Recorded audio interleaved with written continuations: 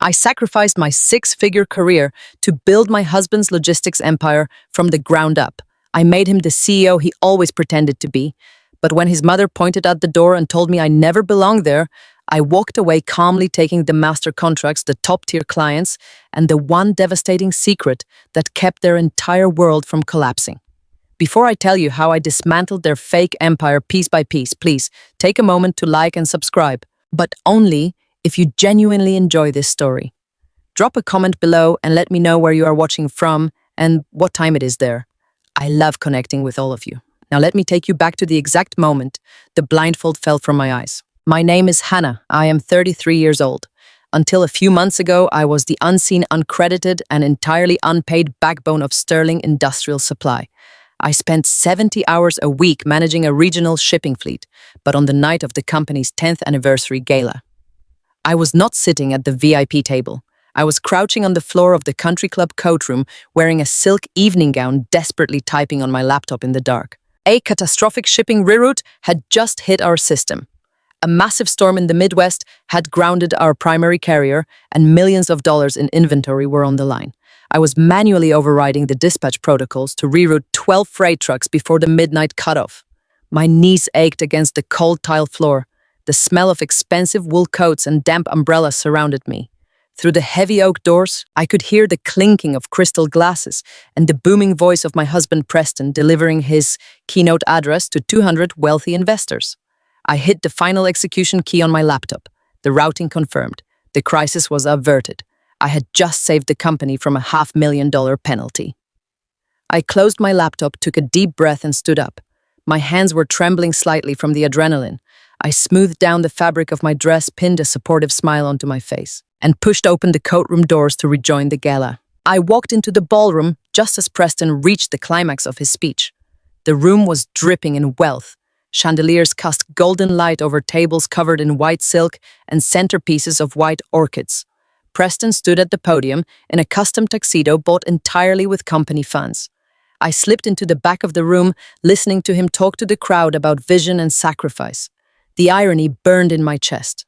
4 years ago, I was the director of operations for a national supply chain firm. I had a fully matched retirement account, excellent stock options, and a life that was entirely mine. Then I married Preston. Sterling Industrial Supply was drowning back then. They were bleeding clients and choking on logistical errors. That was when my mother-in-law Beverly cornered me at a Sunday dinner. She held my hands, looked me deep in the eyes, and told me that family was the only thing that mattered. She said building the family legacy came first. She promised that if I stepped in and fixed their operations, the company would be ours. Not his, not hers, but ours. I believed her. I resigned from my corporate job. I traded my independence for a 70-hour work week with zero salary. Beverly called it sweat equity. I called it an investment in my marriage. I spent my days fighting with aggressive vendors, balancing ledgers, and untangling years of shipping errors that Preston had completely ignored. I drove a 10-year-old sedan while Beverly leased a new luxury car every single year.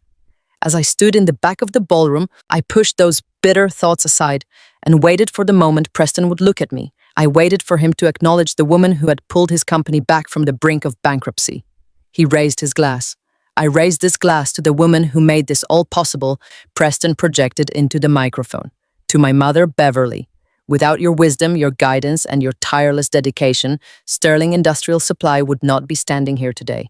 To the matriarch of our success. The room erupted in applause. I froze. I waited for the next sentence. I waited for him to mention his wife, the woman who actually rebuilt the dispatch system, the woman who negotiated the master contracts, the woman who was currently sweating in a coat room to save his shipments. But Preston just smiled, bowed his head, and stepped away from the podium. He did not say my name.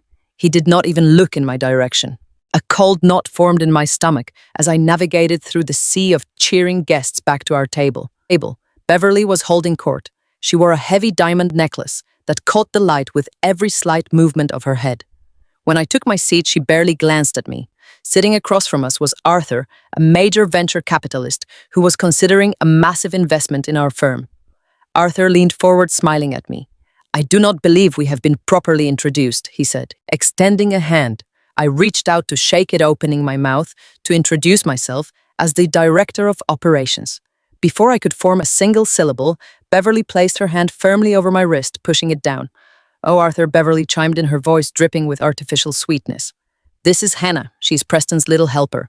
She makes sure the house stays tidy and that Preston remembers to eat his vegetables while he's out conquering the business world." The insult was so casual, so smoothly delivered, that for a second I could not process it. Little helper. I had just saved them $500,000 from a coat room floor. I looked at Preston, silently begging him to correct her, to tell this crucial investor who I really was and what I really did.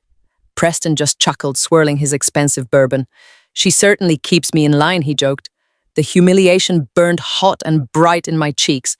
I stared at my husband, the man I had sacrificed my entire career for, laughing along, as his mother reduced me to a maid in front of the most important person in the room. I wanted to scream. I wanted to flip the table, but I did what I had been conditioned to do for 4 years. I swallowed my pride. I picked up my water glass with trembling hands and forced a polite smile, retreating into the invisible space they had carved out for me. I told myself it was for the good of the company. I told myself that making a scene would only hurt the business I had worked so hard to save. Arthur laughed along politely with Preston, but his eyes were sharp. He turned his attention back to my husband. "Well, domestic bliss aside," Arthur said, shifting seamlessly into business mode, "I have been looking over your operational prospectus, Preston. Your recent growth is impressive, but I'm curious about your new predictive routing algorithms. The documentation states that your software dynamically adjusts for weather patterns and driver hour limits in real time. Then you walk me through how your routing application integrates with the legacy warehouse nodes without causing a massive data bottleneck." The question was highly technical. It was also a question about the exact software I had personally designed, implemented, and managed daily. I watched Preston's face drain of color. The arrogant, confident CEO from the podium vanished completely. He blinked, cleared his throat, and took a slow sip of his bourbon to buy time. "Well," Arthur Preston stammered, pulling nervously at his collar, "the integration is quite seamless. We use a proprietary blend of systems. It is highly technical. Our technology guys have really streamlined the nodes." He was throwing empty corporate buzzwords at a wall, desperately hoping something would stick. Arthur was not a fool. The investor's smile faded, replaced by a look of polite skepticism. He could tell Preston had absolutely no idea what he was talking about. A heavy, uncomfortable silence descended on the table. Beverly's smile became strained. She looked at Preston with wide, panicked eyes, realizing her son was blowing the biggest investment opportunity of the decade. I could not take it anymore. I could not watch the company I had built with my own blood and sweat look like a joke, because the man taking credit for it did not know how it worked. I set my water glass down. The chime of the crystal against the table cut through the silence. "Our application does not actually interface directly with the legacy nodes," I said, my voice calm and perfectly steady. Everyone at the table turned to look at me. I kept my eyes fixed on Arthur. "Instead, we use a middleware layer that caches the weather and traffic data locally on the trucks themselves. The central system only pulls updates every 15 minutes. It bypasses the warehouse nodes, entirely preventing any data bottleneck and ensuring the dispatchers have real-time visibility without overloading our older servers." Arthur's eyebrows shot up in genuine surprise. He leaned back in his chair, suddenly looking at me with intense respect. "That is a brilliantly elegant solution," Arthur said, his tone completely changed. "Did you design that architecture?" "Yes, I did," I replied, refusing to look at Beverly or Preston. "I oversee all operational technology and supply chain logistics for the company." Arthur smiled, raising his glass to me. "Well, Preston," the investor chuckled, "it seems your little helper is the one actually running the engine. I look forward to discussing the technical specifications with you further, Hannah." Arthur excused himself a moment later to speak with another colleague. The moment he was out of earshot, the atmosphere at our table turned completely toxic. The air felt thick enough to choke on. I finally looked at my husband. Preston was glaring at me, his face flushed an ugly shade of red. Beverly looked as if I had just slapped me across the face. "How dare you," Beverly hissed, leaning across the table so no one else could hear. Her voice was a venomous whisper. "How dare you undermine my son in front of a key investor?" "I did not undermine him," I replied, fighting to keep my voice even. "I answered a question he could not answer. I saved the conversation." "You embarrassed him," Beverly spat. "You made him look foolish, just so you could show off. You could not let him have one night. One night to shine without you trying to steal the spotlight." I stared at her in absolute disbelief. I had spent the last 4 years standing in the shadows so they could stand in the sun. I had sacrificed my savings, my youth, and my peace of mind to build this empire. Preston leaned in, pointing a finger directly at my face. You are unbelievable, Hannah. You always have to be the smartest person in the room. You have no idea how to support a family. You are always causing drama. The gaslighting was so intense it made me dizzy. My heart pounded against my ribs like a trapped bird. The tears pricked at the corners of my eyes, but I forced them back, swallowing the bitter taste of betrayal. I opened my mouth to defend myself, but Beverly cut me off. I cannot even look at you right now, Beverly said, her tone absolute ice. You need to leave. I blinked. Leave this gala, Beverly demanded. Go back to the office. The morning manifests still need to be manually processed for the early fleet. Go do something useful to make up for your disgraceful attitude tonight. I looked at Preston, waiting for him to tell his mother she was crossing a line, waiting for him to say that his wife was not a servant who could be banished from a party. Preston just looked away, taking another sip of his drink. You should go, Hannah, he muttered. You have done enough damage here. I sat there for a long moment, the music playing, the people laughing, the reality of my life crashing down around me. I had given up my career, my financial security, and my dignity for a family that viewed me as nothing more than an unpaid employee. I stood up slowly. I did not argue. I did not cry. I picked up my laptop bag, smoothed down my evening gown, and looked at the two people who had stolen my life. I will go process the manifests, I said softly. I turned my back on the gala and walked out into the cold night air. I thought the humiliation was the worst thing that would happen to me that evening.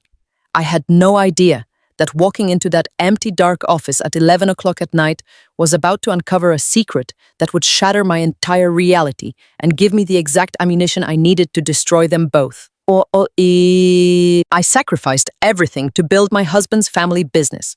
I worked 70-hour weeks for no pay, and in return, his mother called me a little helper in front of their biggest investor. But when I found out they were secretly draining the company to buy a townhouse for his mistress, I didn't just walk away. I took the master contracts, the top-tier clients, and the one devastating secret that kept their entire fake empire from collapsing. Before I tell you how I dismantled their lives piece by piece, please take a moment to like and subscribe, but only if you genuinely enjoy this story. Drop a comment below and let me know where you are watching from and what time it is there. I love connecting with all of you. Now let me take you back to the exact moment I realized I was sleeping next to a monster. It was 11 o'clock on a Tuesday night. The country club gala was still going strong, but I was standing in the dark, empty office of Sterling Industrial Supply. Beverly had banished me from the party to manually process the morning manifests, a punishment for answering a technical question. Preston couldn't. I was still wearing my silk evening gown, shivering slightly in the cold, unheated building as I booted up my workstation. The only light came from the glow of my monitor. I logged into the dispatch system, ready to input the routes for the 5:10 a.m. fleet. But instead of the usual green interface, a red warning box flashed across the screen. System locked. Vendor payment past due. My stomach dropped. I clicked on the alert. Our primary software provider had frozen our account. The payment was 3 days late. If the system didn't unlock by dawn, 30 freight trucks would be grounded. Clients would miss their delivery windows. The penalty fees alone would bankrupt the quarter. I grabbed my phone and dialed Preston. It went straight to voicemail. I dialed again. Nothing. I tried Beverly. Also voicemail. They were likely still at the country club, drinking expensive champagne and laughing with investors, completely unaware that their entire operation was about to implode. Panic started to set in. I opened the master accounting software, praying there was enough in the operating account to cover the bill. Balance, $1,402.18. The invoice was for $12,000. I stared at the screen, my heart hammering against my ribs. I couldn't reach Preston to authorize a transfer from the emergency line of credit. I couldn't reach Beverly. I had less than 6 hours before the drivers started arriving. If the trucks didn't move, it would be my fault. Beverly would make sure of that. I took a deep breath, opened my personal banking app, and looked at my emergency savings. I had exactly $14,500. Money I had scraped together from selling my old corporate wardrobe and picking up freelance consulting gigs on the weekends. Money that was supposed to be my safety net. I didn't even hesitate. I told myself I was protecting our future. I wired $12,000 directly from my personal savings to the vendor. Within 5 minutes, the red warning box disappeared. The system unlocked. I spent the next 3 hours processing the manifests, my silk dress wrinkling against the cheap office chair. By the time I finished, it was 2:30 a.m. I drove home, crawled into bed next to a snoring Preston, and set my alarm for 600 a.m. When I dragged myself back into the office the next morning, I felt like I had been hit by a truck. My eyes burned and my head pounded, but the dispatch board was green. The fleet was moving. I had saved them again. I was sitting at my desk, sipping lukewarm coffee, when Preston and Beverly walked in at 9:00 a.m. They looked refreshed, energetic, and completely unbothered. Preston's sister Savannah trailed behind them. Savannah held the title of marketing consultant, which meant she showed up twice a week to browse online shopping sites while collecting a $70,000 salary. I stood up, expecting at least a nod of acknowledgement. "Morning," I said, my voice raspy. "I got the manifests done. We had a slight issue with the software vendor, but I handled it." Preston didn't even look up from his phone. "Great. Can you make sure the coffee machine in the break room is actually clean this time?" I blinked, the exhaustion making me slow. "What?" "My coffee tastes like burnt plastic," Savannah chimed in, glaring at me. She slammed her mug down on my desk, splashing dark liquid onto a stack of shipping invoices. "And you moved my favorite mug yesterday. Stop touching my things, Hannah. It's annoying." I stared at the coffee seeping into the paperwork. "Savannah, I was here until almost 3 in the morning saving the fleet. I didn't touch your mug." "Oh, stop being so dramatic," Beverly sighed, walking past my desk without making eye contact. "You processed some paperwork. It's literally your job. Savannah, honey, come look at these swatches for the new office chairs." I looked at Preston, my husband, the man I had just fronted $12,000. "Preston, the vendor, locked us out last night. I had to use my own money to clear the block so the trucks could move this morning." Preston finally looked up, his expression twisting into annoyance. "Why would you do that? You always overreact. I would have handled it this morning." "The trucks leave at 5, I said, my voice rising slightly. "You wouldn't have been awake." "Lower your voice, Hannah," Preston snapped, stepping closer to my desk. "You don't need to yell. You're always causing drama. If you used your own money, just reimburse yourself from petty cash. It's not a big deal. Now reprint these invoices before you ruin them." He tapped the coffee-stained papers and walked away, joining his mother and sister in the conference room. I stood there in the silent bullpen, the burnt smell of Savannah's coffee filling my nose. I wasn't just invisible. I was a punching bag. I was the dirt they wiped their shoes on before walking into the castle I had built for them. I sat back down, my hands trembling with a mixture of exhaustion and cold, hard fury. "Reimburse yourself," he had said. Fine, I would. I opened the master accounting ledger. I navigated to the reimbursement portal, ready to transfer the $12,000 back to my account. But to do that, I had to balance the overnight transactions. I scrolled through the recent clearing list, mostly standard expenses, fuel, insurance premiums, warehouse supplies. And then I saw it, a line item that made my blood run absolutely cold. Transfer $12,000. Payee Crestview Holdings LLC, category consulting fees. The transfer had been initiated at 11:30 p.m. the previous night, the exact time I was sitting in the code room, saving the company from a catastrophic routing error.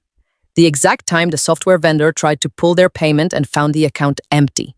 The money hadn't been missing because of cash flow issues. It was missing because Preston had drained it.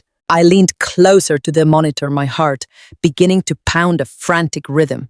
I didn't recognize Crestview Holdings LLC. I knew every vendor, every supplier, and every consultant we employed. We didn't have a Crestview Holdings. I ran a quick query on the ledger history. The results populated and all the air left my lungs. This wasn't a one-time transfer. Over the past 14 months, there had been consistent bi-weekly wires to Crestview Holdings. $5,000 here, $8,000 there, always categorized as consulting fees or warehouse assessments. I grabbed a calculator, my fingers flying over the keys. Total amount transferred in 14 months, $254,000, $250,000. Every single invoice was flagged with a manual override code. I checked the authorization history. The codes belonged to Preston and Beverly. They had been manually bypassing my operational desk to approve these payments. I opened a new browser tab and searched the state business registry for Crestview Holdings, LLC. The results came back seconds later. The company was registered to a generic agent in Delaware. No website, no physical address, no listed officers. It was a ghost, a shell company designed to absorb money and hide the recipient. My breath hitched. They were embezzling. My husband and my mother-in-law were systematically draining the company they claimed was struggling. They were stealing the profits I was breaking my back to generate. But why? I needed the physical documents, the incorporation papers, the bank routing details, something concrete. I knew they wouldn't leave a digital trail on the server. Beverly was paranoid about cybersecurity. If she was hiding something this massive, the physical proof would be locked away. And I knew exactly where it was. Beverly's home office. The heavy mahogany filing cabinet she never let anyone near. I sat back in my chair staring at the screen. The exhaustion from the night before vanished, replaced by a terrifying icy adrenaline. They thought I was just the quiet, obedient wife who would keep my head down and process the paperwork. They thought I was too stupid to look past the numbers they fed me. They forgot that when you hand a supply chain expert the keys to your operational logistics, you give them the exact tools needed to track every single movement. I minimized the ledger, stood up, and grabbed my coat. I didn't know what I was going to find in that mahogany cabinet, but I knew my life was about to change forever. The silence of the empty office was heavy as I sat back down at my desk. The smell of Savannah's burnt coffee still lingered in the air, a bitter reminder of exactly where I stood in this family. I took a slow, deep breath, trying to push down the exhaustion that settled in my bones after being awake for almost 24 hours. My eyes burned from the harsh fluorescent overhead lights, but I had one final task to complete before I could even think about taking a break. I needed to reimburse my personal savings account for the $12,000 I had fronted the night before. I pulled my keyboard closer and logged into the master accounting software. As the director of operations, in my previous life, I was used to handling budgets in the tens of millions. Managing the books for Sterling Industrial Supply was supposed to be a temporary favor, a way to help my husband and mother-in-law streamline their chaotic regional shipping company. Instead, it had become my daily prison. I navigated through the labyrinth of our financial portal, authenticating my access to the main operating ledger. To process my reimbursement, I had to balance the overnight clearing list to ensure the daily cash flow metrics matched the bank statements. It was a tedious routine process. I scrolled through the standard line items, diesel fuel payments for the freight trucks, liability insurance premiums, routine warehouse maintenance invoices. Everything looked completely normal. Then my eyes caught a discrepancy. It was a line item buried halfway down the page processed just a few days prior. The vendor name was Crestview Holdings LLC. The payment was for $8,500. The category was listed as consulting fees. I frowned, leaning closer to the monitor. I knew every single vendor we worked with. I personally vetted our suppliers, negotiated the freight rates, and approved the maintenance contractors. I had never heard of Crestview Holdings LLC in my entire 4 years of running their logistics desk. A random consulting fee of that size was highly unusual for a regional shipping firm that claimed to be struggling with cash flow. I clicked on the transaction to view the attached digital invoice. It was shockingly bare. There was no company logo, no itemized breakdown of services rendered, and no contact phone number. It simply read, Warehouse Operational Assessment, followed by the total amount due. My corporate supply chain training immediately kicked into high gear. When you spend years auditing national logistics networks, you develop a sixth sense for financial anomalies. A generic invoice with a vague description is the first red flag of a phantom vendor. I copied the vendor name and ran a query through our entire payment history, telling the software to pull every transaction associated with Crestview Holdings over the past 5 years. The software churned for a few seconds. When the results populated on my screen, all the air left my lungs. This was not a one-time payment. The list of transactions stretched down the entire page. They had started exactly 14 months ago. Every 2 weeks, like clockwork, a wire transfer was sent to Crestview Holdings. Some payments were for $5,000. Others were for $9,000. They were always categorized under vague operational labels. Site evaluations, logistical consulting efficiency assessments. My hands began to tremble as I reached for the calculator on my desk. I started punching in the numbers, adding up the long column of payments. My fingers slipped on the keys twice because I was shaking so badly. I hit the equal button and stared at the final sum displayed on the small digital screen. $254,000. Over $250,000 had been funneled out of Sterling Industrial Supply in just over a year. I felt physically sick. My stomach twisted into a tight, agonizing knot. I thought about the past 14 months of my life.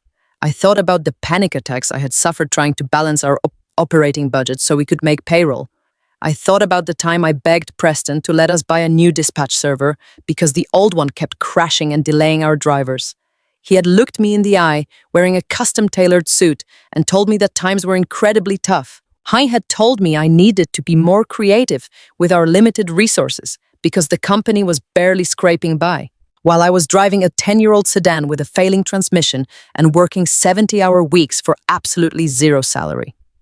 My husband and his mother were draining $250,000 from the company accounts. I pushed my chair back and stood up. I needed to move. I paced the length of the bullpen, my mind racing through 100 different scenarios. Maybe it was a legitimate holding company for a new real estate venture Beverly had started. Maybe it was a silent partner buyout. I tried to find a logical legal explanation that did not involve my own family orchestrating a massive embezzlement scheme right under my nose. I walked back to my desk and sat down. I needed facts, not assumptions. I opened a new browser window and accessed the State Business Registry database. I typed Crestview Holdings, LLC into the public records search. The results loaded instantly. The company was registered as a limited liability corporation in the state of Delaware. It was a classic corporate maneuver to ensure maximum privacy. Delaware laws do not require companies to publicly disclose the names of their owners or managers. The only address listed for Crestview Holdings was a generic registered agent service in Wilmington. They had no website. They had no physical storefront. They had no listed officers in any public database. It was a shell company, a financial ghost created for the sole purpose of receiving money and obscuring the identity of whoever was cashing the checks. I stared at the screen, a cold sweat breaking out across the back of my neck. I returned to the accounting software. If the company was a ghost, I needed to see exactly who was holding the leash. Every transaction in our system required a digital authorization code to clear the bank. As the director of operations, my digital signature was required on all vendor payments. But these invoices had bypassed my desk entirely. I opened the metadata file for the most recent $8,000 payment. I scrolled down to the approval history. The system logged the specific user credentials of the person who manually authorized the wire transfer. The digital signature belonged to Preston. My heart hammered against my ribs like a trapped bird. I opened the previous invoice. That one was authorized by Beverly. I opened another. Preston again. I clicked through 20 different payment records. Every single one was manually overridden and approved by either my husband or my mother-in-law. They were working together, using their executive override privileges to bypass my operational audits. They were intentionally bleeding their own company dry. Tears of absolute fury pricked the corners of my eyes, but I refused to let them fall. I sat in that quiet office and let the reality of my marriage wash over me. Preston was not just a lazy CEO taking credit for my hard work. He was a thief. He was actively stealing from the future we were supposed to be building together. And Beverly, the woman who had held my hands and promised me that family legacy came first, was his willing accomplice. They had looked at me, a woman who had given up a lucrative career and financial independence to save their failing business, and saw nothing but a naive workhorse. They thought I was so desperate for their approval, so blinded by my loyalty to my husband, that I would just keep my head down and process the paperwork without ever looking past the surface. They made a catastrophic miscalculation. When you hand a corporate supply chain expert the keys to your operational logistics, you do not just give them the ability to fix your broken routing systems. You give them the exact analytical tools required to dismantle every single lie you have ever told. I took a deep breath, forcing my heart rate to slow down. The initial shock was fading, replaced by a terrifying, icy clarity. I knew what they were doing, but I did not know why. Where was $250,000 going? I looked at the digital invoices again. The trail stopped here. The accounting software only proved that Preston and Beverly were sending money to a shell company. It did not prove what the shell company was doing with those funds, and it did not prove who ultimately owned the LLC. Beverly was incredibly paranoid about cybersecurity.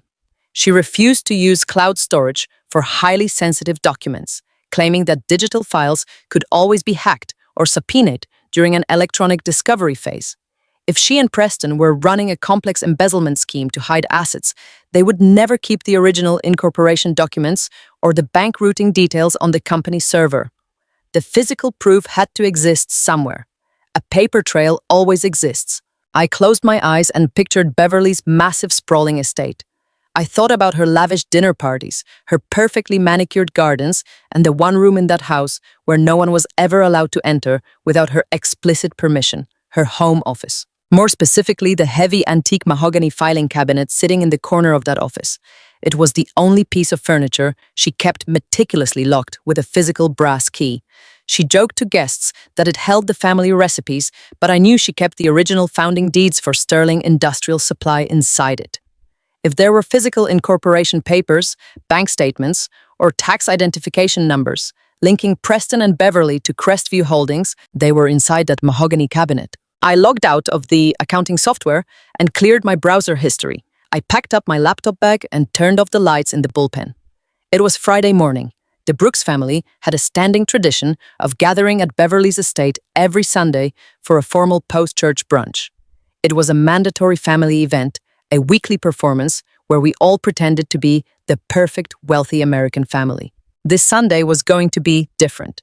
I was going to attend that brunch, I was going to smile at my husband, and I was going to find a way to get inside that mahogany cabinet. I walked out to my old dented sedan, the crisp morning air filling my lungs. They thought they had successfully reduced me to an unpaid servant, but they were about to find out exactly what happens when the servant decides to audit the masters. Sunday mornings in the Brooks family were never about faith or rest. They were a mandatory, highly choreographed performance. Every week we were expected to attend the early service at their upscale community church, sitting in the third row so everyone could see our perfect posture. This was followed immediately by a lavish catered brunch at Beverly's sprawling estate. It was a weekly exercise in pretending we were the ultimate American success story. I usually played my part flawlessly. I would smile politely, pour the mimosas, and listen silently while Preston bragged to his uncles about regional shipping volumes and profit margins. But this Sunday, the performance was over. My mind was racing with the numbers I had found the night before. $250,000 funneled into a ghost company called Crestview Holdings. I needed physical proof, and I knew exactly where Beverly kept her secrets. The moment Preston parked his luxury truck in the circular driveway, I pressed the heels of my hands against my temples and closed my eyes tightly. I told Preston I had a blinding migraine, the kind that made the sunlight feel like shattered glass. I played the role perfectly, wincing at the bright morning glare, letting my voice drop to a strained, fragile whisper. Beverly met us at the grand double doors. When Preston relayed my excuse, she rolled her eyes heavily, muttering a sharp comment about my lack of stamina and how I always ruined family gatherings. But she did not argue when I said I just needed to lie down in the guest room for an hour. They walked out to the manicured back patio to mingle with the extended family and local politicians who had gathered by the pool. I walked upstairs, closed the heavy oak door of the guest room, and sat on the edge of the mattress. I waited exactly 15 minutes. The house was massive, a sprawling monument to Beverly's ego, filled with expensive modern art and silent, echoing hallways. I slipped off my heels and moved barefoot down the long corridor toward her private sanctuary. The home office. It was a room I had been strictly forbidden to enter for 4 years. Beverly claimed it contained highly sensitive corporate documents and client confidentiality agreements. The heavy door was usually locked, but Beverly was hosting 50 people outside. She had left it unlatched. I turned the brass handle. It opened with a soft, heavy click. The room smelled of lemon furniture polish and expensive leather. Sunlight streamed through the plantation shutters, illuminating dust motes dancing in the air.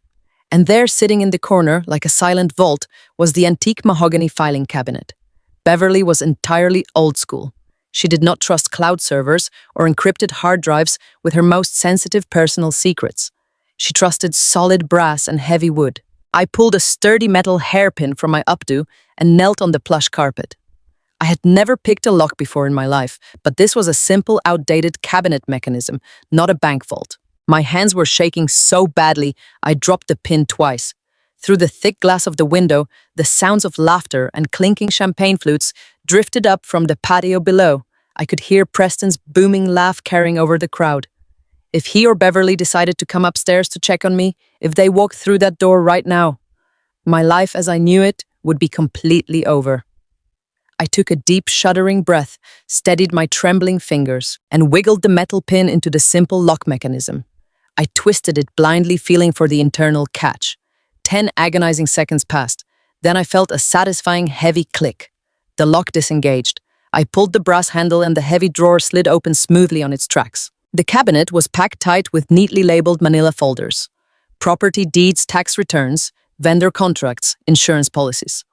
I bypassed all the standard corporate labels, my fingers, tracing the tabs until I reached the very back. Tucked behind a stack of archived tax returns was a thick, unmarked black folder. I pulled it out, my heart hammering against my ribs like a trapped bird. I sat cross-legged on the floor and opened it. The first document was a certificate of formation for Crestview Holdings, filed in the state of Delaware.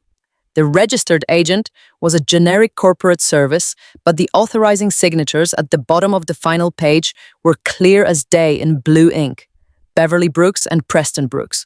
They were the sole managing members. I flipped the page and the air completely left my lungs. It was a residential property deed. Crestview Holdings had not been created to hold business assets. It was created to purchase a luxury townhouse in a high-end gated community just 30 minutes across the city. I stared at the attached closing documents. The purchase price was nearly $700,000. It had been paid entirely in cash. My cash. The company's operating funds that I had been desperately trying to manage. The money I had stayed up until 3 in the morning trying to stretch. I stared at the glossy photos attached to the property appraisal. Wide plank hardwood floors, a massive chef's kitchen with a marble island, a sprawling master suite with a soaking tub. They had bought a mansion while I was driving a car with a failing transmission. I reached back into the dark drawer to see if there was anything else connected to the LLC. My fingers brushed against something hard and cold wrapped in a black velvet pouch. I pulled it out and untied the drawstring. It was an old tablet device, a model Preston used to carry 3 years ago before he upgraded to the newest version.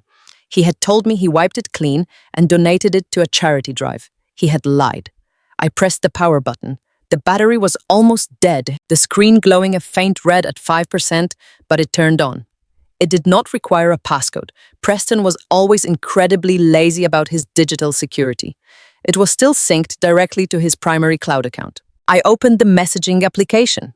The most recent conversation was a group chat titled New Beginnings. There were 3 people in the chat, Preston, Beverly, and a saved contact named Brittany. I tapped the thread, my mouth suddenly dry as ash. The first message I saw was a photograph of Brittany. She was young, maybe 25, with long blonde hair and a perfect smile. She was standing in the kitchen of the luxury townhouse, holding up a crystal glass of champagne. The caption she had typed below the photo read, "The escrow finally cleared. I cannot wait to move in, baby. Thank you both so much for making this happen." Preston replied a minute later, "You deserve it, beautiful. The custom closet renovations will be done next week." Then Beverly chimed in, my mother-in-law. The woman who had cornered me 4 years ago held my hands with tears in her eyes and promised me that building the family legacy came first. Her message was a cold, calculated dagger to my chest. "Make sure you choose the imported Italian marble for the countertops, Brittany. Do not worry about the cost. Preston is transferring another $15,000 from the consulting account tomorrow." I sat there on the floor of that immaculate office, the screen light reflecting in my eyes, reading months of their twisted, sick dynamic. Beverly was not just covering for her son's infidelity. She was actively orchestrating it. She was treating Brittany like the golden daughter-in-law she actually wanted while using me as the unpaid invisible workhorse to fund the entire charade. But the affair was not even the most devastating part of the conversation. I kept scrolling, tracing the thread back to a conversation from 3 weeks ago. Brittany had texted a complaining message. "I hate sneaking around like this. When are you finally going to get rid of Hannah? You promised me it would be done by this summer." Preston's response made the blood absolutely freeze in my veins. "Soon, babe. We are just waiting for the third quarter logistics audit to clear. Mom has the corporate lawyers finalizing the sterling industrial buyout with the national conglomerate. They are offering $20 million. We need Hannah to keep the dispatch network running perfectly and the books completely balanced until the ink is dry on the sale. Once the check clears next month, I am filing the divorce papers. Mom is going to fire her for incompetence, so she gets no severance package. We have drained the marital accounts into the LLC. She will walk away with absolutely nothing, and we can finally start our real life." Beverly had replied with a simple smiling heart icon. "Patience, Brittany. Hannah is a highly useful idiot. We just need her to hold the fragile pieces together for a few more weeks. Then she's out on the street where she belongs." The tablet screen timed out, plunging the device into darkness. I sat frozen on the floor, clutching the cold metal. A $20 million buyout. They were selling the company I had saved, the company I had sacrificed my high-paying corporate career, my retirement savings, and my youth to rebuild from the absolute brink of bankruptcy.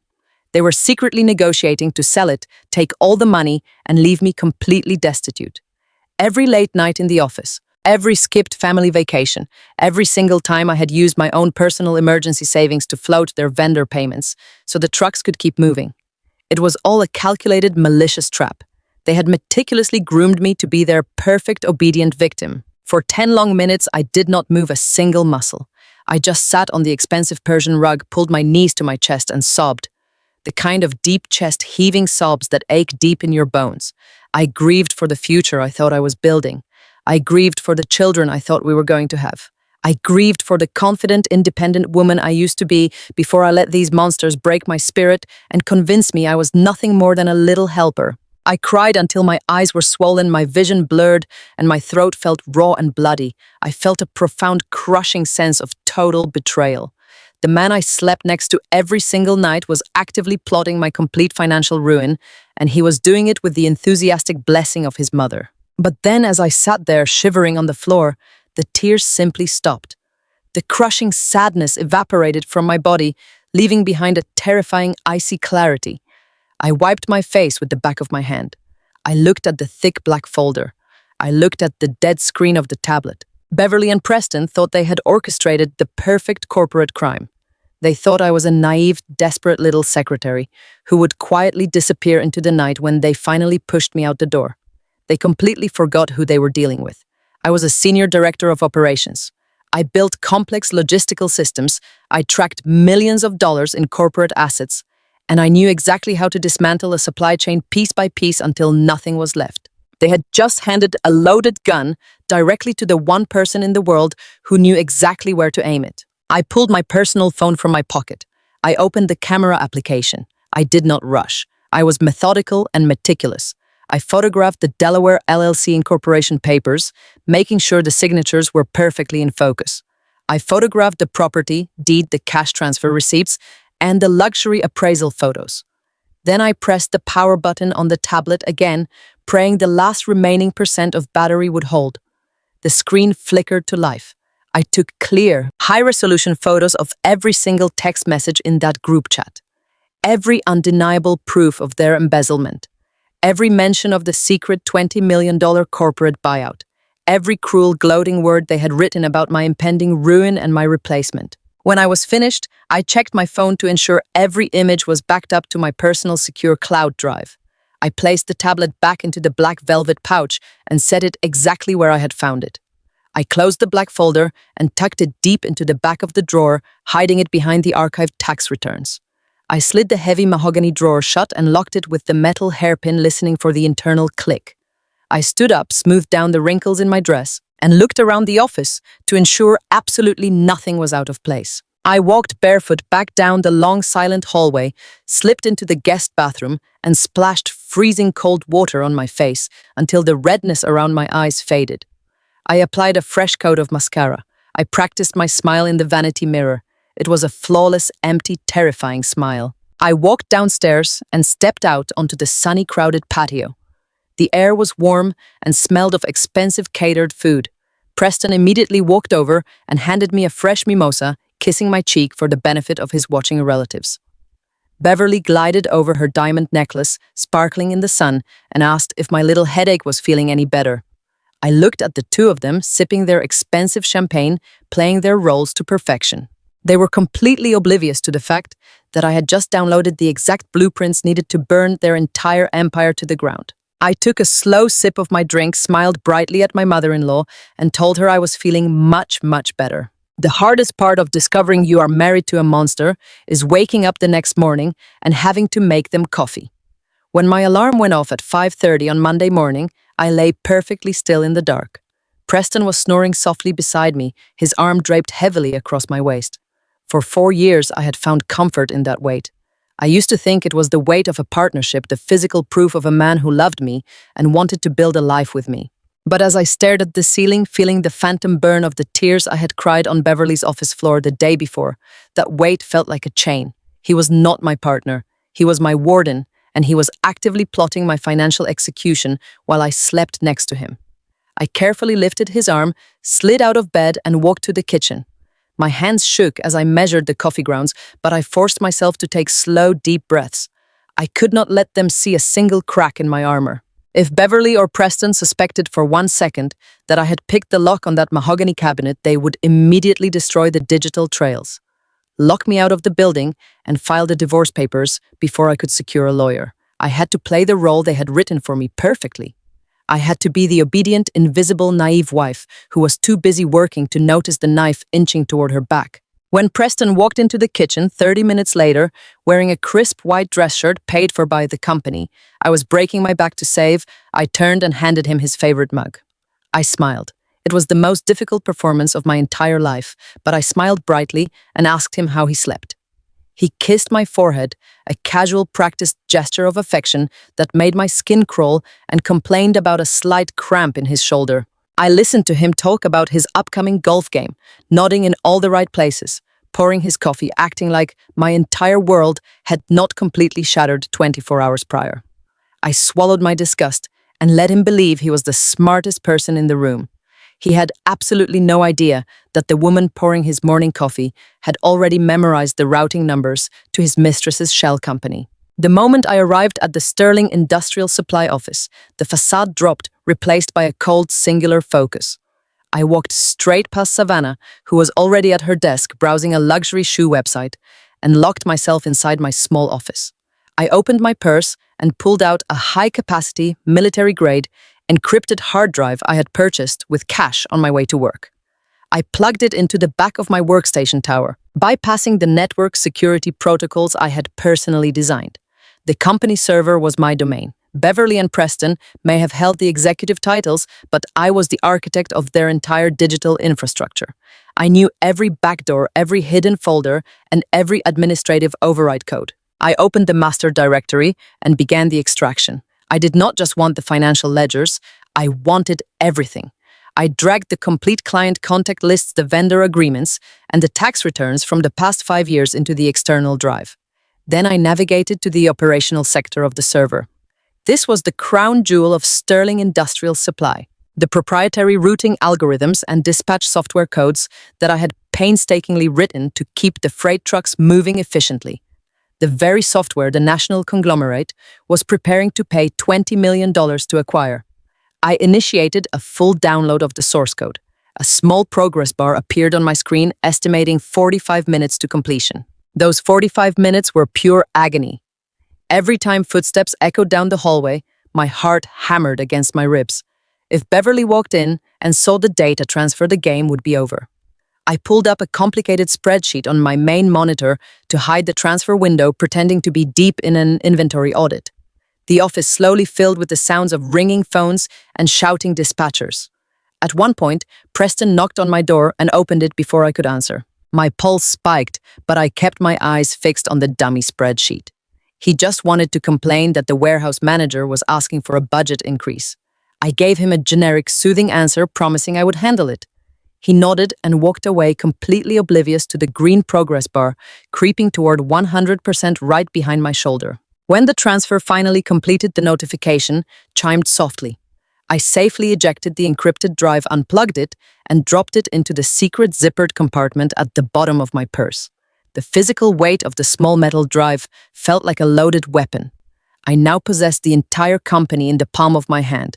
Every client, every code, every financial secret was securely in my possession, but I still needed one more piece to complete the puzzle. I needed the specific Q3 audit schedules to prove exactly how Beverly and Preston were planning to hide the missing $250,000 before the corporate buyout. Later that afternoon, I walked into the kitchen break room to get a glass of water. Preston was standing by the refrigerator, texting on his phone. He was probably messaging Brittany about the marble countertops for their stolen townhouse. I forced a pleasant expression and leaned against the counter. I mentioned casually that the external tax preparers had sent an email requesting the Q3 audit files. I asked him if he wanted me to compile the vendor lists for the Crestview Holdings account, pretending I thought it was just a standard consulting firm we had hired for warehouse assessments. The reaction was instantaneous and terrifying. Preston went completely rigid. He shoved his phone into his pocket so fast it nearly fell on the floor. The casual, arrogant posture he usually carried vanished, replaced by a tense, aggressive stance. He took a step toward me, his voice dropping to a harsh whisper. "Why are you looking at that account, Hannah?" I blinked, playing the role of the confused, overworked assistant perfectly. I told him I was just trying to balance the quarterly ledgers for the upcoming audit. I said the payments were unusually large, and I needed the corresponding service contracts to satisfy the accountants. Preston's face flushed an ugly shade of red. "You do not need to worry about that vendor," he snapped, his tone laced with sudden panic. "That is a private executive consulting firm my mother hired. I handle those invoices manually. You stay out of it. Just focus on the dispatch schedules and let me worry about the high-level finances." Before I could offer a mild apology to diffuse the situation, the break room door swung open.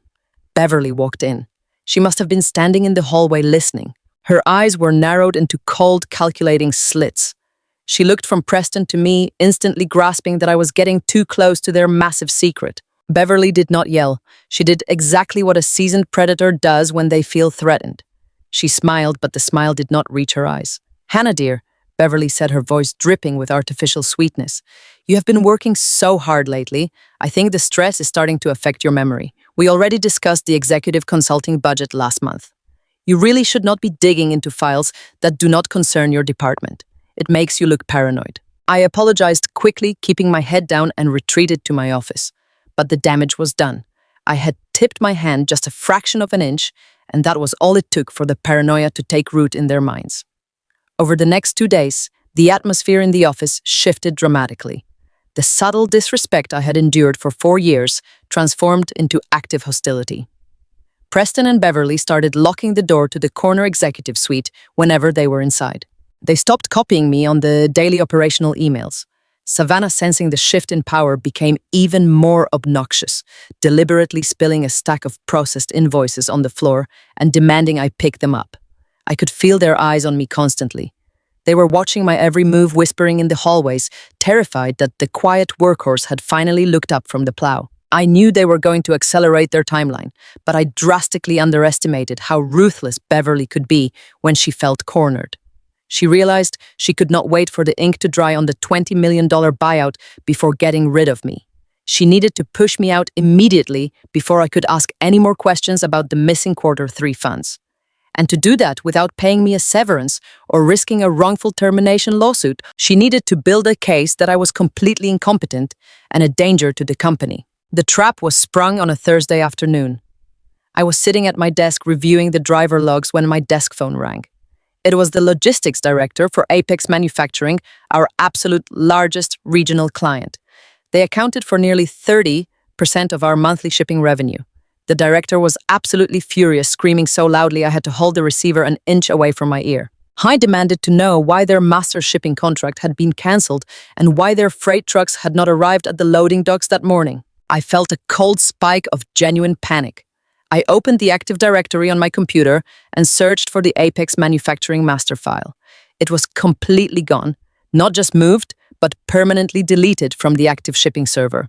Without that contract file, the automated system had bypassed their warehouses entirely. Millions of dollars of raw steel were sitting on docks waiting for trucks that were never dispatched. I apologized profusely to the client, promising to manually override the system and get the trucks moving within the hour. As soon as I hung up the phone, I ran a deep diagnostic trace on the server logs to see how a master contract could possibly be deleted. The system required a Level 1 administrative passcode to authorize a deletion of that magnitude. The query results popped up on my screen, and a sickening realization washed over me. The log showed that my specific user identification, my personal passcode, had authorized the deletion at 7:15 that morning. But I had not even arrived at the office until 8 o'clock. I dug deeper, tracing the IP address of the terminal where the command originated. The numbers matched the computer located in Beverly's corner office. She had used her executive override to force log into my account. She had purposely deleted our biggest client's master contract, risking hundreds of thousands of dollars in penalties just to frame me. Before I could even stand up to confront her, the door to the bullpen flew open. Beverly marched in holding a printed copy of the cancellation notice. Preston was right behind her, his face set in a mask of manufactured outrage. Savannah paused her online shopping to watch the execution. The entire bullpen fell dead silent. Beverly did not ask me what happened. She did not ask for an explanation. She threw the printed paper onto my desk, knocking over my pen cup. "What is the meaning of this?" Hannah Beverly demanded, her voice loud enough for every dispatcher and warehouse worker to hear. "I just received a call from Apex Manufacturing. They are threatening to pull their entire account because you deleted their master contract." I stood up, keeping my voice perfectly level, despite the adrenaline coursing through my veins. "I did not delete the contract, Beverly. The server logs show the deletion command originated from your office computer at 7:15 this morning, before I was even in the building." "That is an absolute lie," Preston shouted, stepping forward to flank his mother. "Are you seriously trying to blame my mother for your catastrophic mistake? We pulled the security logs. Your user identification deleted that file. You are destroying this company." The gaslighting was so intense, so perfectly choreographed, that the air in the room felt thick and suffocating. Beverly pressed her hand against her chest, performing the role of the deeply concerned matriarch to absolute perfection. Just like that, they were spinning a narrative painting me as unstable and erratic, to justify getting rid of me, just as they had planned all along. "I have been trying to ignore it," Beverly said, projecting her voice so the entire office could witness my downfall. "But your behavior lately has been deeply concerning, Hannah. You are asking bizarre questions about private finances. You are paranoid. You are forgetting basic operational protocols. We have tried to support you, but you are a troubled young woman acting out, and it is putting our entire family legacy at risk." I stared at the woman who had embezzled $250,000 to buy a townhouse for her son's mistress, listening to her question my sanity in front of my own staff. She was laying the groundwork flawlessly. She was publicly documenting my supposed mental decline and professional incompetence. Preston shook his head, looking at me with total disgust. "You are a massive liability, Hannah. We cannot trust you with the systems anymore." Beverly did not miss a beat. She turned to Preston, her voice ringing with finality. "This cannot continue. We have a corporate buyout on the horizon, and we cannot afford these kinds of unhinged mistakes. Call an emergency family board meeting for 3 o'clock this afternoon in the main conference room. We are going to address Hannah's declining mental state and her gross incompetence immediately." Beverly turned on her heel and marched back to her office, locking the door behind her. Preston glared at me one last time, told me to be in the boardroom at 3, and followed his mother. I stood alone in the silent bullpen, surrounded by co-workers who were now staring at me with a mixture of pity and suspicion. They had successfully manufactured the crisis. They had painted me as the crazy, incompetent wife who was buckling under the pressure. They thought they had backed me into a corner where my only option was to surrender and accept my public execution. I slowly sat back down at my desk. I reached into my purse and ran my fingers over the smooth metal casing of the encrypted hard drive hidden in the lining. My heart was pounding, but my mind was completely clear. They thought they were calling a meeting to throw me out of their empire. They had absolutely no idea they were calling a meeting to hand me the matches I was going to use to burn it to the ground. The heavy glass doors of the boardroom felt like the gates of a prison as I pushed them open. The room was already suffocatingly tense, the air thick with the kind of manufactured hostility that only a toxic family can perfectly choreograph. At the head of the massive mahogany table sat Beverly, her posture rigid, her hands folded neatly over a pristine leather portfolio. To her right was my husband, Preston, wearing a custom-tailored suit that I had picked up from the dry cleaners just 2 days prior. To her left sat Savannah, pretending to look concerned while absent-mindedly twisting a lock of her hair. A few senior department heads, the ones who had always been loyal to Beverly's checkbook rather than actual operational success, lined the remaining chairs.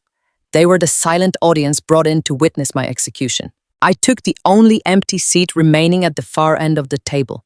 I did not slouch. I kept my spine perfectly straight, my hands resting on the cool wood. I knew exactly what this was. I had spent 4 years studying these people, optimizing their logistics, covering their mistakes, and anticipating their crisis. I knew this was not a meeting to uncover the truth about the deleted contract. This was a staged theatrical performance designed to create a documented paper trail justifying my immediate removal. They were preparing for their $20 million buyout, and I was the final loose end they needed to sever. Beverly did not waste time with pleasantries. She looked at me down the length of the table, her eyes completely devoid of the artificial warmth she usually performed for the staff. Hannah, she began, her voice echoing loudly against the glass walls. We have convened this emergency board meeting to address a severe crisis of confidence regarding your role at Sterling Industrial Supply. Over the past several weeks, your behavior has become increasingly erratic, confrontational, and deeply concerning to everyone in this room. I looked at Preston. I waited for the man I had married, the man I had shared a bed with for 4 years, to interject. I waited for him to defend his wife. Instead, Preston leaned forward, refusing to make direct eye contact with me. He looked at the center of the table and delivered his lines with rehearsed precision. It pains me to say this, Hannah, but my mother is right. You have become completely unstable. You're obsessing over private executive accounts. You're lashing out at vendors.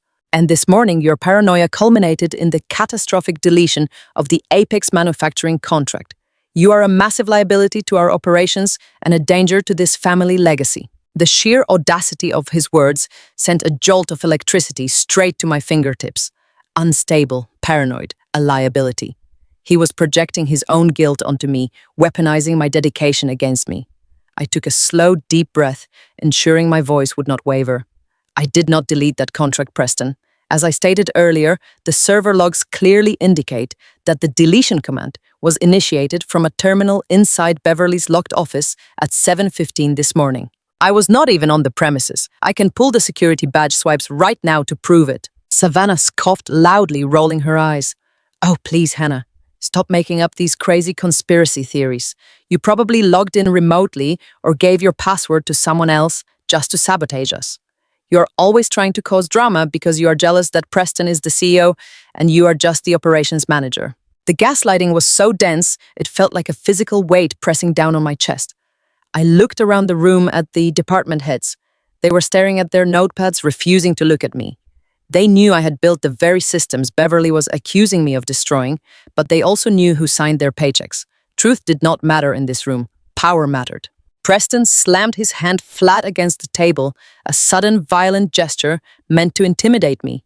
Stop lying, Hannah, he shouted, his face flushing with manufactured outrage. You are delusional. You are buckling under the pressure of a job you are clearly no longer mentally fit to handle. You have created a hostile work environment, and your incompetence is threatening the livelihood of every single employee in this building. We cannot trust you anymore. I cannot trust you anymore. I stared at my husband, the man whose massive corporate embezzlement I had uncovered just 48 hours prior. I thought about the $250,000 he had siphoned out of the company to buy a luxury townhouse for his mistress. I thought about the text messages where he laughed with his mother about leaving me entirely destitute. And here he was sitting in a boardroom paid for by my sweat equity, questioning my sanity and my competence. The hypocrisy was so staggering, it almost felt surreal. I realized in that moment that arguing with them was entirely pointless. You cannot present facts to people who have already written the verdict. They needed me to react. They wanted me to scream, to cry, to lose my temper so they could point at me and say, look, she really is crazy. She really is unstable. I refused to give them that satisfaction. I sat perfectly still, my expression neutral, and let a heavy, unbroken silence stretch across the room. I let the silence drag on for so long that Preston shifted uncomfortably in his chair, his aggressive posture faltering slightly. Beverly sensed the shift in momentum and decided to deliver the final blow.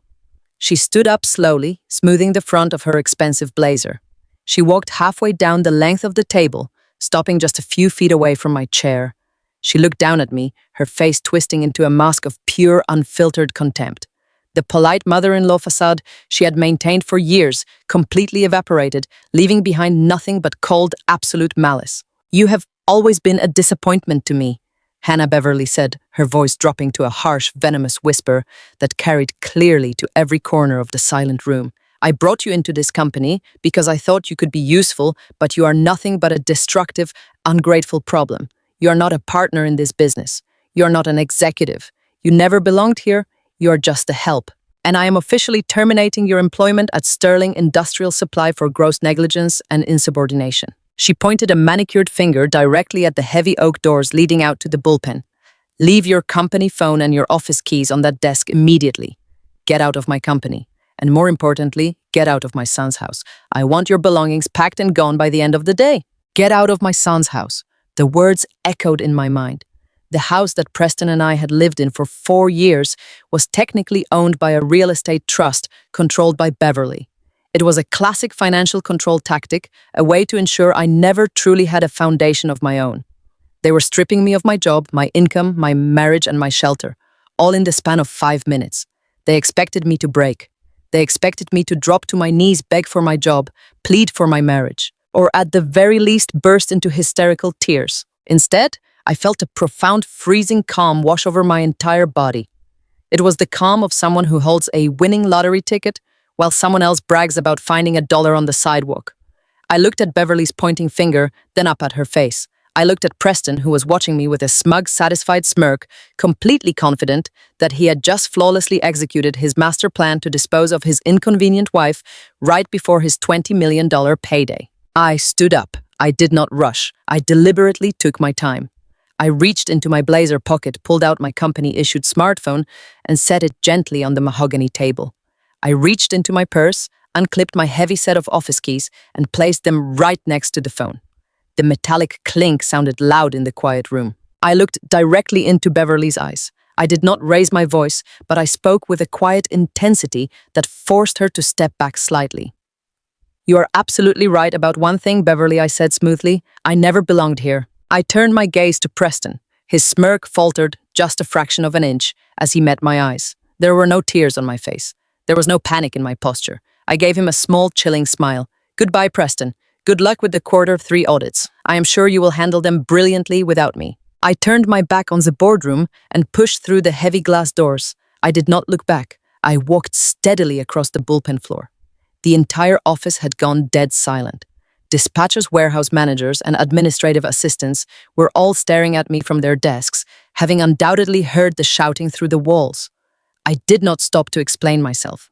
I walked straight to my small, cramped office, grabbed the single personal tote bag I had packed that morning, and slung it over my shoulder.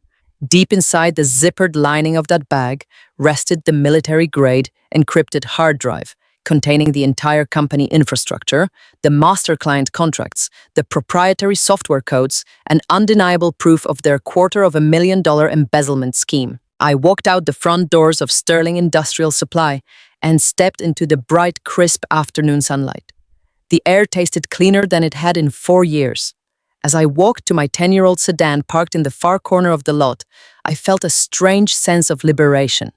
Beverly and Preston were probably popping a bottle of expensive champagne in that boardroom right now, celebrating their flawless victory.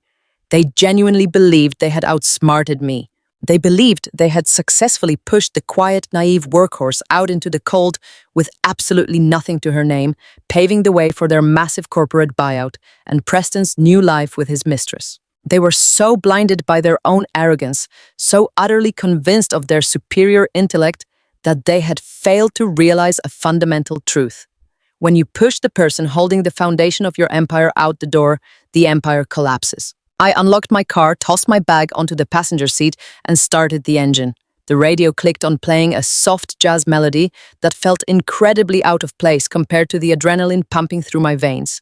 I did not drive toward the house that Beverly had just evicted me from. I had already moved my most important personal documents and irreplaceable items into a small storage unit days ago. The rest of the furniture and clothes could burn for all I cared. Instead, I pulled out of the industrial park, merged onto the highway, and headed straight toward the downtown financial district. I had an appointment at 3:30 with Evelyn, the most ruthless, high-powered corporate litigator and forensic accountant in the city. Beverly and Preston thought they had just written the final chapter of my story. They had no idea I was driving straight to the war room to authorize the launch sequence that would completely obliterate theirs. The drive away from the industrial park was the quietest 20 minutes of my entire life. I did not turn on the radio. I did not cry. I just gripped the steering wheel of my 10-year-old sedan and listened to the steady rhythm of the tires against the pavement. In the passenger seat next to me sat the simple canvas tote bag I had carried out of the boardroom. Hidden deep inside its zippered lining was the encrypted hard drive. That small piece of metal felt like it weighed 100 pounds. It held 5 years of my absolute dedication, my unpaid labor, and my stolen future. But more importantly, it held the undeniable proof that my husband and my mother-in-law were corporate criminals. They thought they had just won. I could picture Beverly and Preston standing in that polished boardroom right now, probably pouring themselves a glass of expensive bourbon from the executive cabinet, celebrating their flawless execution of my eviction. They genuinely believed they had outsmarted me. They thought I was driving back to the house that Beverly legally owned to pack my clothes while sobbing uncontrollably. They expected me to quietly disappear into the background so they could finalize their $20 million buyout and start a new life with Preston's mistress. They had absolutely no idea that I was driving in the exact opposite direction, heading straight toward the downtown financial district to meet the one person who could help me burn their fake empire to the ground. I pulled into the underground parking garage of a towering glass high-rise. The elevator ride to the 35th floor made my ears pop. The doors opened to a reception area composed entirely of white marble and brushed steel. The silver letters on the wall behind the reception desk read Harrison, Vance and Sterling. This was not a standard family law practice. This was a firm of ruthless corporate litigators and forensic accountants. I walked up to the desk, gave my name, and was immediately escorted down a long, quiet hallway to a corner office overlooking the entire city. Sitting behind a massive glass desk was Evelyn. She was a partner at the firm, a woman in her late 50s with sharp gray eyes, an immaculate tailored suit, and a reputation for dismantling corrupt business executives without breaking a single sweat. I had researched her extensively during my late-night audits. When she stood up to shake my hand, her grip was firm and completely all business. "You look incredibly calm for a woman who was just fired from her own family business," Evelyn said, gesturing for me to take the leather chair across from her. "I am not calm," I replied, my voice steady, but carrying the weight of everything I had endured. "I am just entirely finished being their victim." I opened my tote bag, unzipped the hidden compartment, and pulled out the encrypted hard drive. I placed it in the center of her glass desk. The metallic clink sounded loud in the quiet office. I told her I had everything. I told her about the 70-hour work weeks with zero salary, the gaslighting, the emotional abuse, and the boardroom eviction that had taken place barely an hour ago. Then I told her about Crestview Holdings, LLC. I explained the $250,000 in fake consulting fees, the luxury townhouse bought with embezzled operating funds, and the synced tablet containing the text messages between my husband, my mother-in-law, and the mistress. Evelyn did not interrupt me once. She listened with the terrifying focus of a predator tracking a scent. When I finished speaking, she picked up the hard drive, plugged it into her secure workstation, and asked for my decryption key. I typed in the complex password I had created. The screen flickered, and 5 years of Sterling Industrial Supply's entire corporate existence populated on her monitor. For the next 2 hours, Evelyn's office became a war room. We sat side by side at her secondary conference table, reviewing the stolen files on a massive flat-screen display. Seeing the documents enlarged on a bright screen made the betrayal feel even more visceral. Evelyn pulled up the Delaware Incorporation papers for the shell company. She examined the forged vendor invoices Beverly and Preston had manually approved. She read through the text messages where they laughed about my impending financial ruin and plotted to leave me destitute right after their massive corporate buyout cleared. I felt a sudden heavy wave of humiliation wash over me as I watched this brilliant attorney read the cruel words my husband had written about me. I looked down at my hands, feeling the heat rise in my cheeks. I thought I was so smart, I whispered, staring at my cheap wedding band. I ran their entire supply chain, but I could not see that my own marriage was a complete fraud. Evelyn stopped clicking her mouse. She turned her chair to face me directly, her sharp eyes softening just a fraction. "Hannah, look at me." I raised my head. "Do not ever apologize for trusting the people who are supposed to love you," she said firmly. "You're not stupid. You were manipulated by 2 highly toxic, predatory individuals who weaponized your loyalty against you. They isolated you, overworked you, and gaslit you into believing you were the problem. But look at what you did when you found out the truth. You did not break down. You gathered indisputable evidence. You secured the data. You brought it to me. They handed you a loaded gun, and you walked it straight into a firing range. Her words were a lifeline. The lingering self-doubt that Beverly had meticulously planted in my mind began to evaporate. I took a deep breath, sitting up straighter in my chair. We turned our attention back to the monitor. Evelyn began clicking through the operational sector of the hard drive, reviewing the master client contracts and the proprietary software codes I had downloaded. She was analyzing the true valuation of the company they were trying to sell for $20 million. As her eyes scanned a heavily dense legal document regarding our logistics software licensing, she suddenly stopped. She frowned, leaning closer to the screen. She highlighted a specific paragraph, scrolled back to the top of the document to check the original filing date, and then opened the master contracts for our 3 biggest shipping clients. The silence in the room stretched on for several minutes. The only sound was the rapid clicking of her mouse and the soft hum of the air conditioning. Hannah Evelyn finally said, her voice completely devoid of emotion. I need you to tell me exactly what happened 4 years ago when Sterling Industrial Supply was on the verge of bankruptcy. I blinked, surprised by the sudden shift in topic.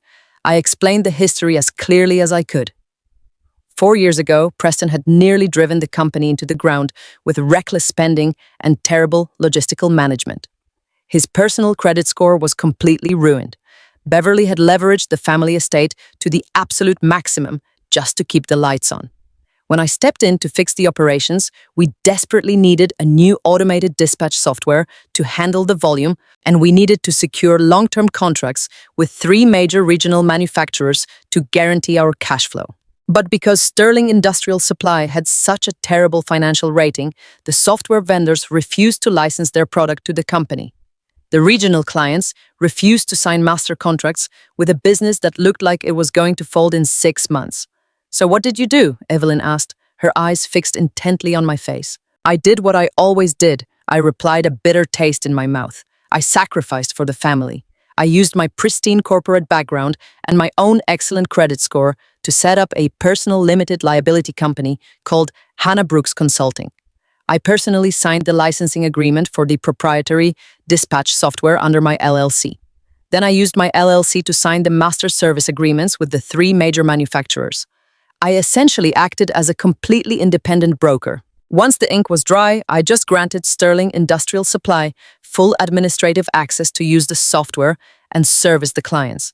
It saved the entire business. Evelyn leaned back in her leather chair. A slow, terrifying smile spread across her face. It was the smile of a woman who had just found the winning move on a chessboard. Did Preston or Beverly ever formally transfer the ownership of those contracts or the software licenses from your personal LLC into the name of Sterling Industrial Supply? Evelyn asked. Did they ever have you sign a corporate reassignment form? I shook my head. No, they never wanted to pay the legal fees to transfer the paperwork. They just assumed that since I was Preston's wife, whatever belonged to my LLC automatically belonged to their company. We operated on a handshake agreement. They told me we were a family and that the paperwork did not matter. Evelyn let out a sharp, genuine laugh. It echoed loudly in the corner office. She turned the monitor so I could see it clearly. Hannah, she said, tapping her manicured finger against the glass screen. This is the most massive legal oversight I have seen in my entire career. Do you understand what this means? Sterling Industrial Supply does not own its own operational technology.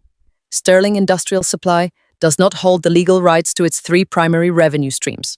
You do. Your personal LLC holds every single master key to their business. I stared at the screen, my heart beginning to race as the reality of her words crashed over me. They are secretly negotiating a $20 million buyout with a national conglomerate. Evelyn continued, her voice gaining momentum. But the conglomerate is not buying a functioning logistics firm. They are buying an empty shell. The value of Sterling Industrial Supply is entirely dependent on the software and the clients that you personally own. You have the legal right to revoke their access to your software at any moment. You have the legal right to take those 3 massive clients and walk away. The air left my lungs. For 4 years, I had believed I was just a cog in their machine. I had believed Beverly when she told me I was nothing but a little helper, but I was not the helper. I was the entire engine. Without my personal LLC, their company was absolutely worthless. They had been so arrogant, so blinded by their own greed and their absolute certainty that I was a naive workhorse, that they had completely forgotten who actually held the foundation of their empire. "We are not just going to file for a divorce," Evelyn stated, her eyes flashing with absolute ruthlessness. "We are going to execute a complete corporate annihilation." The war room shifted into high gear. Evelyn called in two of her senior associates. For the next 3 hours, I sat at that glass table and watched them draft the most devastating legal arsenal imaginable. Every document was a targeted missile aimed directly at the people who had tried to destroy me. First, they drafted a comprehensive whistleblower report for the Internal Revenue Service. We included every forged invoice, every bank transfer receipt, and the Delaware incorporation papers for the mistress's townhouse. We meticulously documented how Beverly and Preston had committed federal tax evasion and corporate embezzlement. Evelyn explained that the IRS takes shell companies designed to hide marital and corporate assets extremely seriously. Next, we drafted the divorce petition. It was brutal and uncompromising.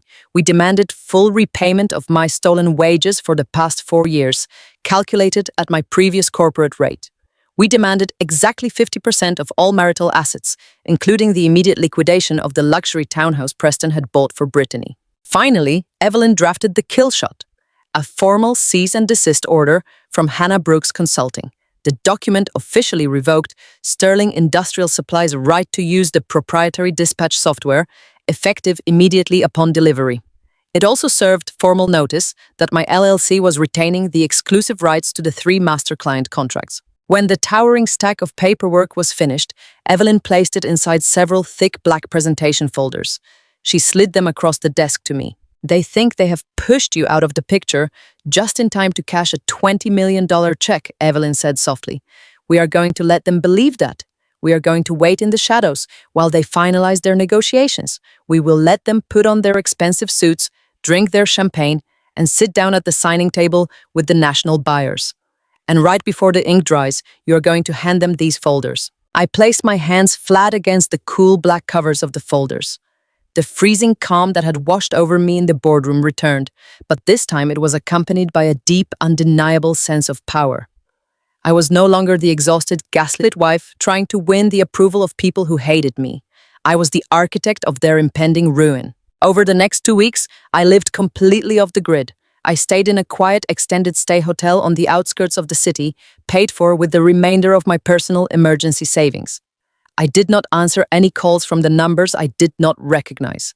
I ignored the single highly aggressive email Preston sent to my personal account, demanding the passwords to a minor administrative portal he could not access. Instead, I spent my days working quietly from my hotel room. I contacted the logistics directors for my 3 major clients. I explained that Hannah Brooks Consulting was officially severing its partnership with Sterling Industrial Supply due to irreconcilable operational differences. Because I had spent years building genuine relationships with these directors, and because they knew I was the only person who actually kept their freight moving on time, all 3 clients agreed to transfer their shipping volumes directly to my new independent management firm. While I was securing my future, Preston and Beverly were blindly marching toward their destruction. Through industry contacts, Evelyn discovered the exact details of their acquisition celebration. They were hosting a lavish signing gala in the private dining room of a high-end downtown steakhouse. The national buyers were flying in. The major investors were attending. The entire Brooks family was preparing to toast their massive financial victory. They thought they had won. They thought they had successfully disposed of the invisible workhorse.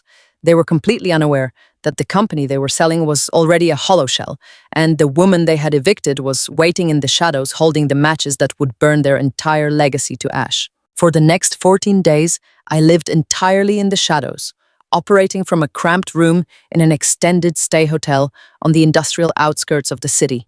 The room smelled faintly of stale carpet cleaner and cheap coffee, a stark contrast to the sprawling manicured estate I had been evicted from. But as I sat at the small laminate desk near the window, watching the rain streak against the glass, I realized I had never felt more at home. I was no longer the invisible wife running a logistics empire for a family that treated me like an unpaid servant. I was the architect of my own future, and I was meticulously laying the explosives beneath their $20 million buyout. My first move was to secure the legal perimeter. I drove downtown to meet with Evelyn in her corner office. We did not waste time with pleasantries or sympathetic small talk. We were building a corporate guillotine, and the precision of our paperwork had to be absolute. Evelyn handed me a stack of documents printed on heavy cream-colored legal stock. These were the formal revocation notices, because I had used my personal limited liability company, Hannah Brooks Consulting, to register the proprietary dispatch software 4 years ago. Sterling Industrial Supply was technically operating on a month-to-month enterprise license that I fully controlled. They had never paid me a licensing fee, assuming my marital duty covered their operational software. That assumption was about to become their most expensive mistake. I took a black pen and signed my name on the authorization lines, legally terminating their right to use the middleware application I had built. But I did not stop there. I pulled out my laptop, logged into the master administrative portal, using my personal credentials, and navigated to the backend server architecture. I did not just turn the system off immediately. If I shut them down now, Beverly and Preston would panic, cancel the buyout negotiations, and find a way to blame the system failure on a technical glitch. I needed them to walk confidently into their acquisition dinner, believing they were selling a fully functional logistics network. I wrote a customized execution script and embedded it deep within the software code. I programmed the system to initiate a complete lockdown of the dispatch routing protocols, exactly at 8 o'clock on the evening of their scheduled buyout signing. At that precise moment, every truck in the Sterling industrial fleet would lose access to the GPS tracking nodes. The warehouse manifests would vanish from the local terminals. The entire digital infrastructure of their company would instantly revert to a locked, unauthorized user screen bearing the logo of Hannah Brooks Consulting. It was a digital time bomb ticking quietly beneath their feet while they picked out their expensive suits for the celebration. With the software secured, I shifted my focus to the most critical phase of the counterattack. The clients. Sterling Industrial Supply claimed to be a massive regional powerhouse, but anyone who actually looked at the financial ledgers knew the truth. Over 70% of their monthly shipping revenue came from just 3 major manufacturing accounts. 4 years ago, when Preston had nearly driven his family business into bankruptcy with his reckless spending, those 3 companies had threatened to pull their contracts. I was the one who had driven to their headquarters. I was the one who had sat in their boardrooms, mapped out a modernized supply chain recovery plan, and personally guaranteed their freight would move on time. Because Preston's credit was ruined and the company's reputation was toxic, those logistics directors had refused to sign with Sterling Industrial. They had signed the master service agreements directly with my personal LLC, trusting my expertise over the Brooks family name. Now I needed to cash in that trust. I called Robert, the senior logistics director for Apex Manufacturing. He was the man who had been screaming on the phone the morning Beverly maliciously deleted his master contract to frame me. I invited him to a quiet coffee shop in the financial district. When Robert arrived, he looked exhausted, his tie loosened, holding a battered leather briefcase. He ordered a black coffee and sat across from me, eyeing me with a mixture of respect and frustration. "Hannah, you are the only reason we have not pulled our account completely," Robert said, skipping the small talk entirely. "Ever since you left the office last week, your husband has been dodging my calls. Some junior dispatcher who does not know a freight node from a loading dock has been trying to run our routes. We are experiencing a 12% delay on our Midwest shipments. I need to know what is going on, or I am canceling the contract today." I looked him straight in the eyes. I did not offer corporate excuses or sugarcoat the reality of the situation. I told him the truth. I explained that I was no longer associated with Sterling Industrial Supply.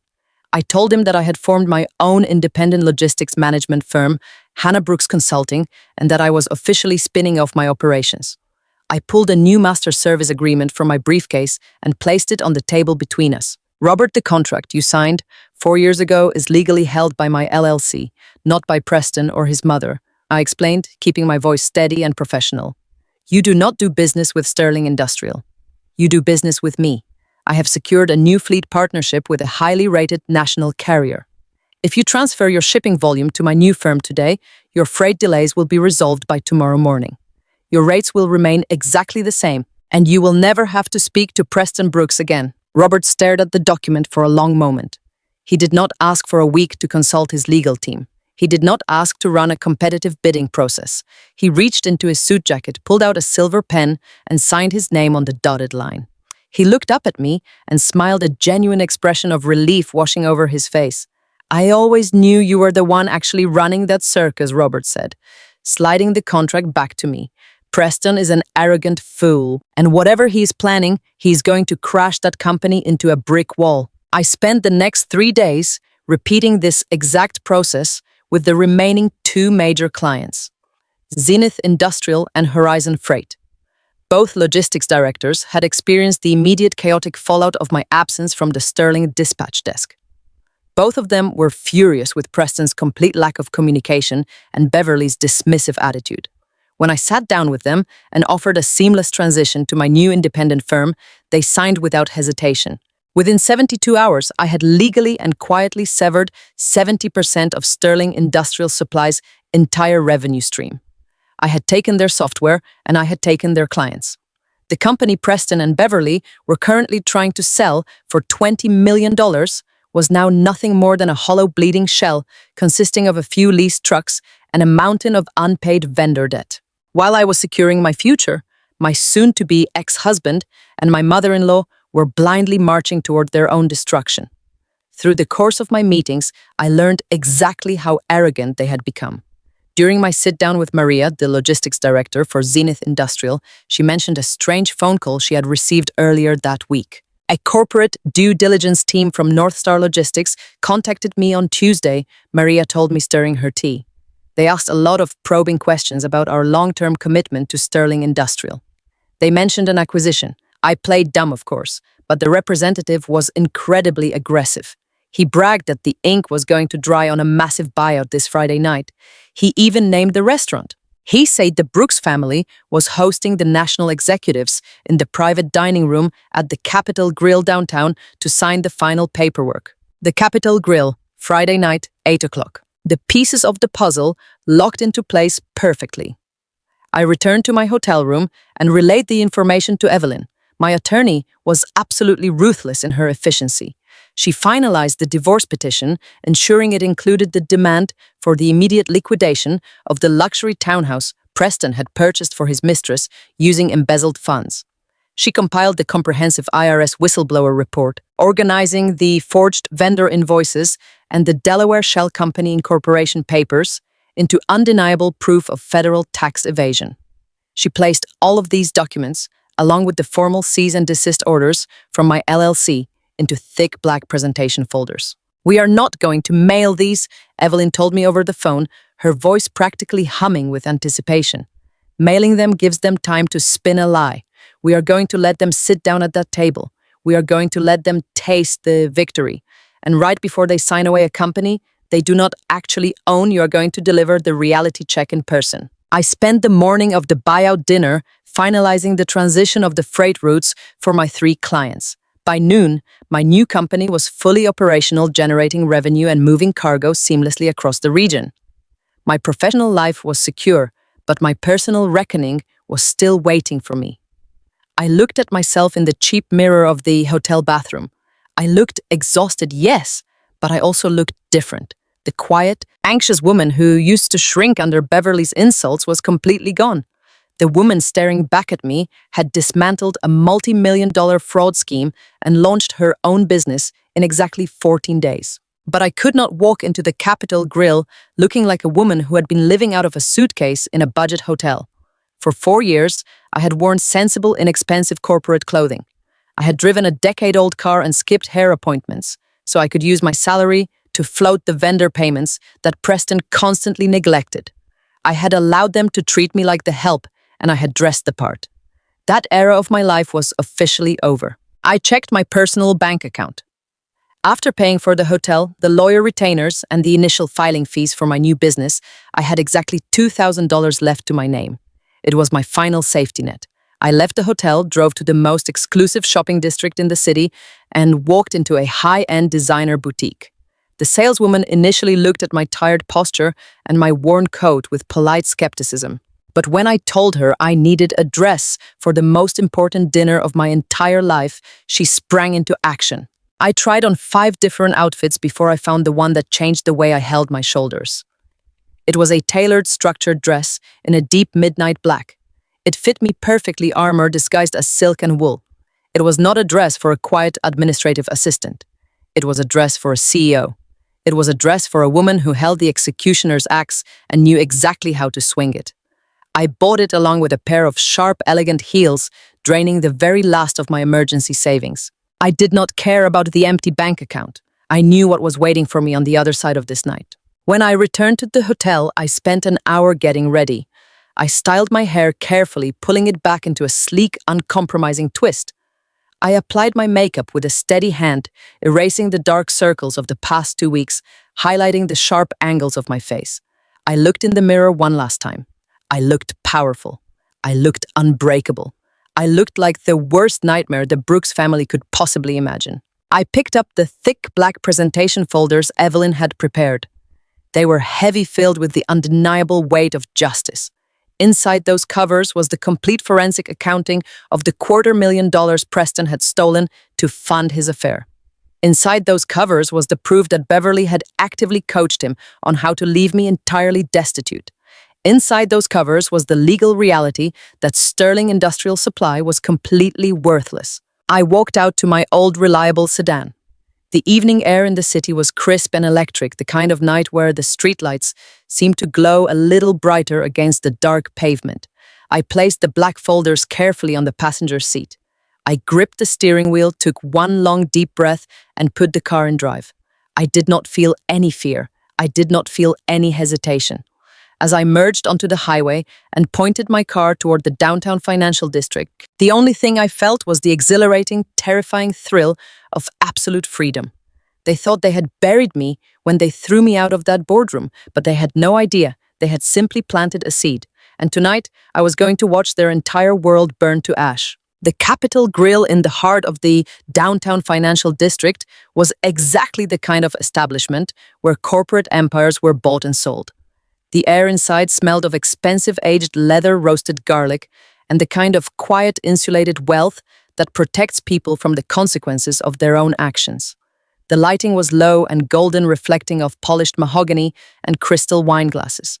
It was a place designed to make the people inside feel untouchable. As I stood in the carpeted hallway just outside the heavy double doors of the private executive dining room, I could hear the muffled sounds of their celebration.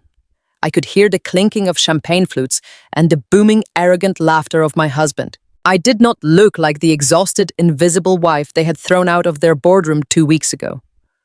I did not look like the unpaid assistant they had banished to the courtroom to fix their catastrophic routing errors. I had spent the very last of my personal emergency savings on a tailored, structured black dress that fit me like a suit of armor. My hair was pulled back sleek and straight. My makeup was flawless and cold. For 4 years, I had made myself small to fit into the background of their lives, wearing cheap, sensible clothes so I could use my own salary to float their unpaid vendor bills. I had accepted my role as the family workhorse because I thought that was what loyalty required. Tonight, there was absolutely nothing small about me. I was the architect of their impending ruin, and I was about to execute the final phase of my blueprint. 10 minutes earlier, I had bypassed the main hostess stand and walked directly to the service corridor. I had worked in corporate logistics for years, and I knew exactly how high-end catering staff operated.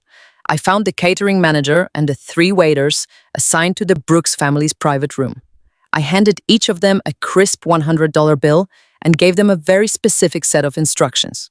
They were professional, discreet, and more than happy to accommodate a well-paying guest. They took the thick black presentation folders I had brought with me, placing them on their silver serving trays right next to the dessert menus.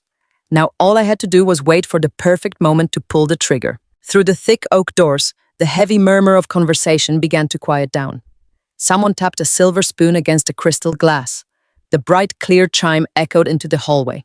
I stepped closer to the doors, resting my fingertips against the cool wood, listening intently. "It is truly an honor to stand before all of you tonight." Preston began, his voice projecting with the practiced, polished confidence of a man who believed his own lies. I closed my eyes and pictured the room. The national buyers, the venture capital investors, the high-powered corporate attorneys, all sitting around a massive table, listening to a man who did not even know how his own dispatch software functioned. When my mother and I took over Sterling Industrial Supply, we had a vision. Preston continued, his tone dripping with manufactured humility. We knew that building a regional logistics powerhouse would require immense sacrifice, late nights, and an unwavering commitment to our clients. We built this company on a foundation of absolute integrity. And tonight, as we sign this historic $20 million acquisition agreement with North Star Logistics, we are not just selling a company. We are passing on a family legacy. The sheer audacity of his words made a cold, sharp smile touch the corners of my mouth. Integrity. Sacrifice. He was standing in a custom-tailored suit paid for with embezzled funds, claiming credit for the 70-hour work weeks I had endured while he was negotiating the purchase of a luxury townhouse for his mistress. He was selling a legacy that he had systematically drained and destroyed behind my back. And of course, Preston said, raising his voice, to ensure every investor in the room was hanging on his every word. I have to raise this glass to the woman who serves as the true north of this entire operation. My mother, Beverly. Without her brilliant financial oversight and her moral compass, we would not be sitting at this table today. To the future of logistics and to my mother. I heard the collective murmur of agreement from the investors. I heard the rustle of expensive suits as the men in the room stood up to join the toast. I knew Beverly was sitting there, likely draped in the diamond necklace she had purchased with the very operating funds I had stayed up until 3 a.m. trying to balance. They were basking in the glow of their flawless victory. They genuinely believed they had pushed the quiet, knave workhorse out into the cold with absolutely nothing to her name. They believed the ink was about to dry on a $20 million check that would fund their new lives, leaving me completely destitute. I pushed the heavy oak doors open. I did not slam them. I did not make a theatrical, chaotic entrance. I simply pushed them open with a slow, deliberate force that caused the heavy brass hinges to groan slightly in the quiet room. The private dining room was magnificent, bathed in the soft glow of a crystal chandelier. Sitting around a long, polished table were 12 people. At the far end sat the acquiring CEO of North Star Logistics, flanked by his legal team and lead investors. At the head of the table stood Preston, his champagne glass raised high in the air, a triumphant smile plastered across his face. Seated immediately to his right was Beverly, wearing a stunning silver evening gown and a fortune in stolen jewelry. Savannah sat across from them, tapping on her phone, looking completely bored by the business proceedings. As I stepped over the threshold and into the light of the chandelier, the room froze. It happened in a series of disjointed cinematic frames. The acquiring CEO, a sharp-looking man in his 50s, lowered his glass, looking at me with polite confusion. The investors shifted in their leather chairs, assuming I was perhaps a late-arriving legal consultant. But the reaction from the Brooks family was visceral, immediate, and utterly devastating. Preston's triumphant smile vanished so quickly it looked as though it had been physically wiped from his face. His arm, still raised in a toast, slowly dropped to his side. The color drained from his cheeks, leaving him looking like a chalk-white ghost. Beverly's hand flew to her chest, her fingers clutching the diamonds at her throat. Her eyes widened in absolute unfiltered horror. She opened her mouth to speak, but no sound came out. Savannah dropped her phone onto the mahogany table with a loud, sharp clatter. For 28 years of my life, and for the 4 years of my marriage, I had shrunk myself to make these people comfortable.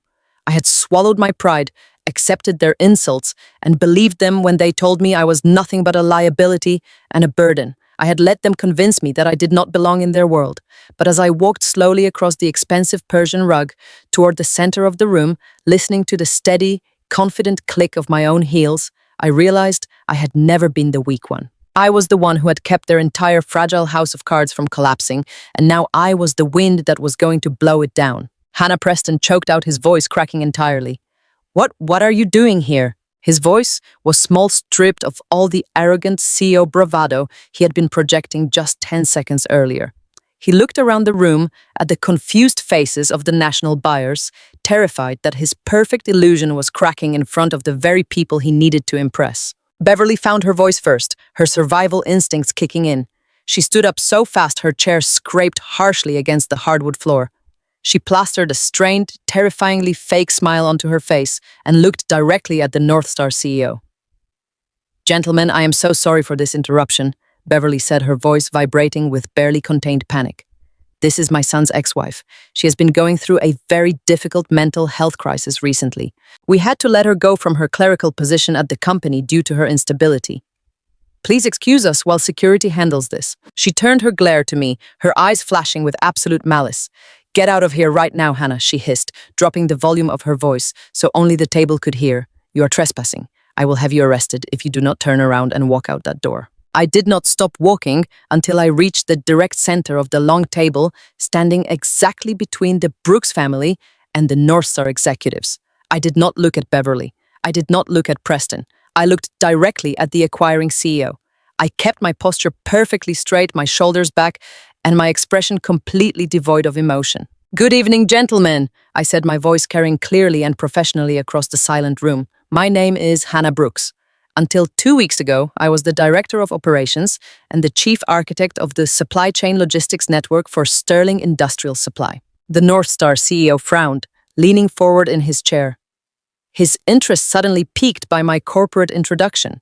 He looked from me to Preston, sensing that the narrative Beverly had just spun was entirely false. I understand that you are gathered here tonight to finalize a $20 million acquisition of this company. I continued, my voice steady, betraying none of the adrenaline coursing through my veins. And I wanted to personally congratulate Preston and Beverly on reaching this historic milestone. Building a company to this valuation takes a remarkable amount of creativity. Preston swallowed hard. Sweat was beginning to bead on his forehead. Hannah, please, he pleaded, taking a step toward me. Let us just step outside and talk about this. We can work something out. Whatever you want, we can discuss it privately. Do not do this here. I ignored him completely. I kept my eyes locked on the buyers at the far end of the table. However, I said, raising my voice, just enough to cut through Preston's desperate negotiating. As the former Director of Operations and the individual who personally designed the proprietary dispatch software you are currently attempting to purchase, I realized there was a critical oversight in your due diligence process. I could not in good conscience allow you to sign a $20 million contract without reviewing the final operational and financial audit. Beverly's face turned a mottled, furious shade of purple. Shut her up, she snapped at Preston, abandoning her polite society facade entirely. She is lying. She is a delusional secretary who deleted our files. Do not listen to a word she says. Call the police right now. I did not flinch. I did not raise my voice to shout over her. I simply turned my head and gave a subtle, practiced nod to the service doors at the back of the room. The heavy doors swung open in perfect unison. The 3 catering waiters I had spoken to earlier marched into the private dining room, moving with the silent, efficient precision of a highly trained military unit. They bypassed the dessert stations entirely. They approached the long mahogany table and began distributing the items from their silver trays. Thick black presentation folders. The heavy folders landed on the polished wood in front of the North Star CEO with a dull, heavy thud. Another folder was placed in front of the lead venture capitalist. The waiters moved down the line, dropping the identical black folders directly in front of the corporate attorneys, the investment partners, and finally, right in front of Preston and Beverly Brooks. The room fell into an agonizing, suffocating silence. The only sound was the soft rustle of the waiters retreating back to the service corridor, leaving the explosive evidence sitting directly under the crystal chandelier. What is this? The North Star CEO asked, his voice low and serious. He did not look at Preston. He was looking directly at me, recognizing the absolute certainty in my posture. That I said, gesturing to the heavy black folder resting near his hands, is the unredacted truth about the company you are about to buy. Preston stared at the black folder sitting in front of him as if it were a live grenade. His hands were shaking so violently that he had to grip the edge of the mahogany table just to keep himself standing. Beverly was hyperventilating, her chest heaving as she stared at the gold-embossed lettering Evelyn's law firm had placed on the cover of the documents. I took a slow, deep breath, feeling the air fill my lungs. The freezing, terrifying calm that had guided me through the past 2 weeks settled deep into my bones. Inside those folders, I announced to the room, my voice ringing with absolute undeniable authority, you will find a comprehensive forensic accounting report detailing exactly how Preston and Beverly Brooks have systematically embezzled over $250,000 from their own operating funds over the past 14 months. You will find the Delaware incorporation papers for a shell company used to launder that money into a luxury residential property. You will find irrefutable proof of federal tax evasion. A collective gasp rippled through the North Star legal team. The lead attorney immediately reached out and placed his hand flat on top of the black folder, claiming it as evidence. But more importantly for your investment, gentlemen, I continued delivering the final fatal blow to the empire that had treated me like dirt. You will find the legal documentation proving that Sterling Industrial Supply does not own the licensing rights to its own logistics software. You will also find the formal revocation notices from their three largest regional clients, representing 70% of their monthly revenue. The acquiring CEO slowly reached out. He broke the seal on the black folder. He flipped the heavy cover open. The investors leaned in their eyes, scanning the first page of the devastating legal and financial reality I had meticulously prepared. Preston collapsed backward into his leather chair, his face buried in his hands. Beverly stood frozen, her empire evaporating into dust right before her eyes. I stood in the center of the room, perfectly still, watching the buyers begin to read the documents that would burn the Brooks family legacy straight to the ground. The sound of thick, high-quality paper turning filled the private dining room. It was the only sound left in the entire world. I stood perfectly still in my tailored black dress, watching the acquiring chief executive officer of North Star Logistics open the thick black folder I had just delivered. His lead investors leaned in close beside him, their expressions shifting from polite confusion to intense furrowed concentration. The air conditioning hummed softly from the ceiling, but the room suddenly felt suffocatingly hot for the Brooks family. I watched my husband.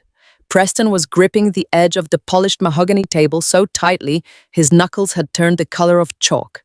His expensive custom suit purchased with the very funds he had stolen from our future suddenly looked 2 sizes too big for him. His posture was completely collapsing in real time. The North Star executive flipped past the executive summary I had prepared. His eyes tracked down the pages of undeniable proof. I had organized everything with the meticulous precision of a woman who had spent 4 years managing complex supply chains and untangling endless logistical nightmares. Page 1 held the official bank transfer receipts, $250,000 systematically drained from the operating accounts of Sterling Industrial Supply over 14 months. Page 2 displayed the forged vendor invoices. These were the exact invoices that Beverly and Preston had manually approved using their executive override codes to deliberately bypass my operational desk. I watched the CEO trace his finger along the highlighted transaction dates, comparing them to the company prospectus Preston had provided earlier that evening. The math was undeniably fraudulent. Beverly was sitting frozen in her chair at the head of the table.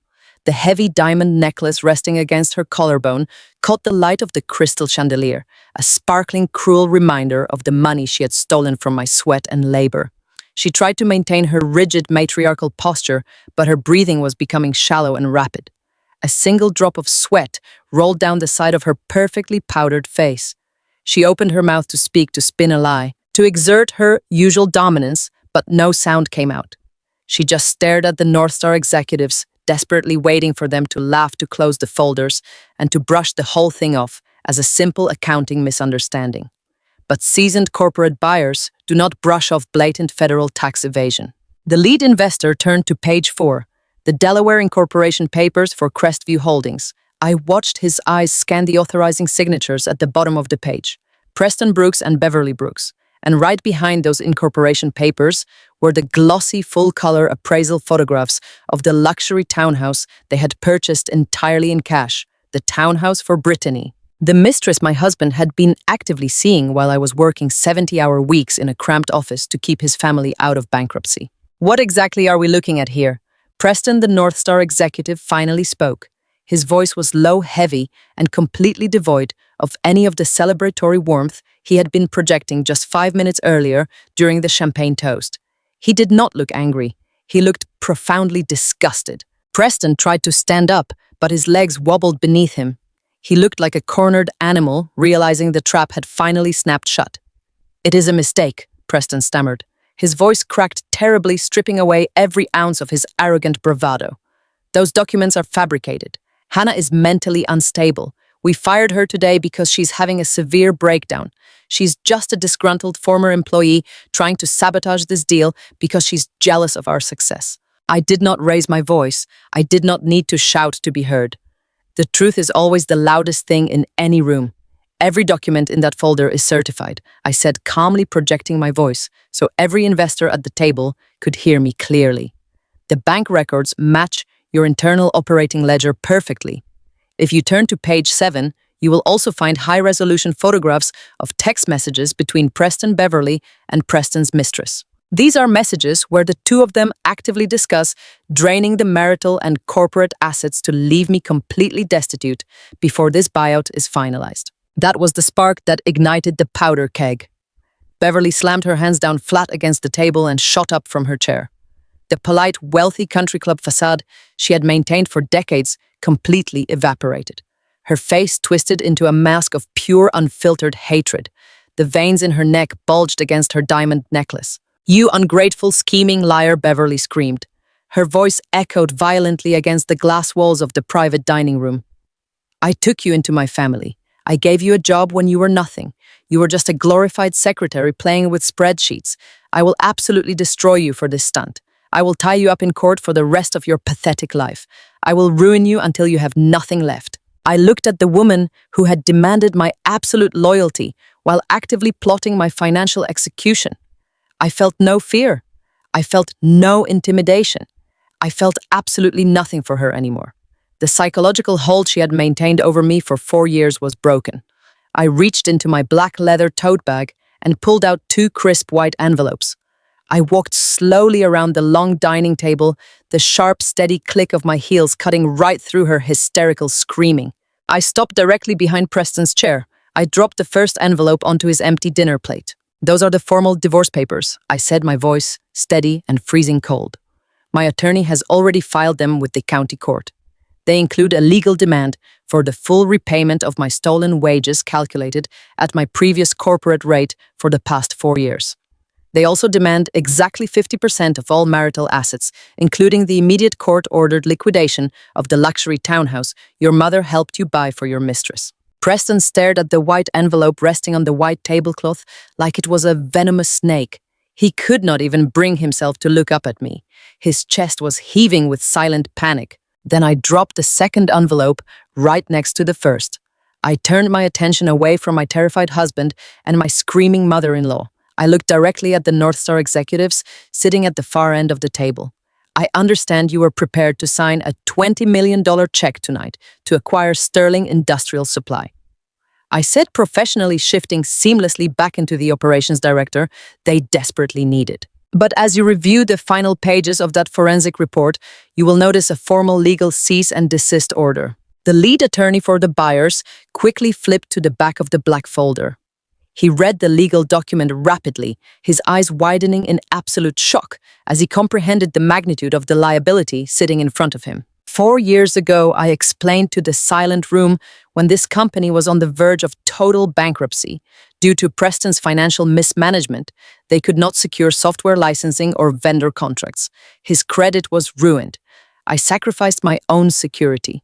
I used my pristine personal credit and my own limited liability company to register the proprietary dispatch software that runs this entire fleet. I also used my personal company to sign the master service agreements with our 3 biggest manufacturing clients because they refused to do business with the Brooks family directly. Beverly stopped screaming. Her mouth hung open. She stared at me, her mind desperately trying to catch up to the terrifying reality of what I was saying. The color completely drained from her face, leaving her looking gray and hollow. "Sterling Industrial Supply does not own its operational technology," I stated clearly, letting every single word land with devastating precision. "Sterling Industrial Supply does not hold the legal rights to the 3 major clients that account for 70% of its monthly revenue. I own them, and effective tonight, I have legally revoked their software licenses and permanently transferred those client contracts to my new independent logistics firm." The silence that followed my announcement was heavy, suffocating, and absolute. It was the physical sound of a $20 million empire turning to dust. Preston finally looked up at his mother. The sheer, unadulterated terror in his eyes confirmed everything I had just told the buyers. My husband and my mother-in-law had been so incredibly arrogant, so entirely convinced of their own superiority, that they had never bothered to read the foundational paperwork of their own company. They had treated me like an unpaid servant who only existed to clean up their messes. They had completely forgotten that I was the one who actually held the keys to their entire kingdom. They thought they were selling a powerhouse logistics firm, but they were selling an empty box, and I had just taken the contents with me. The North Star Chief Executive Officer stood up slowly from his chair.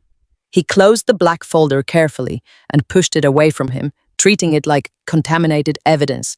He looked at Beverly, and then he looked down at Preston. His expression was a mixture of profound professional pity and absolute personal contempt. "You brought my team here tonight to buy a company that you do not even legally own," the executive said. His voice was dangerously quiet, cutting through the tension in the room like a scalpel. "You are running a fraudulent shell game funded by stolen marital money and fake consulting invoices. We are absolutely done here." He reached into his tailored suit jacket, pulled out the thick, unsigned $20 million acquisition contract, and gripped it in both hands.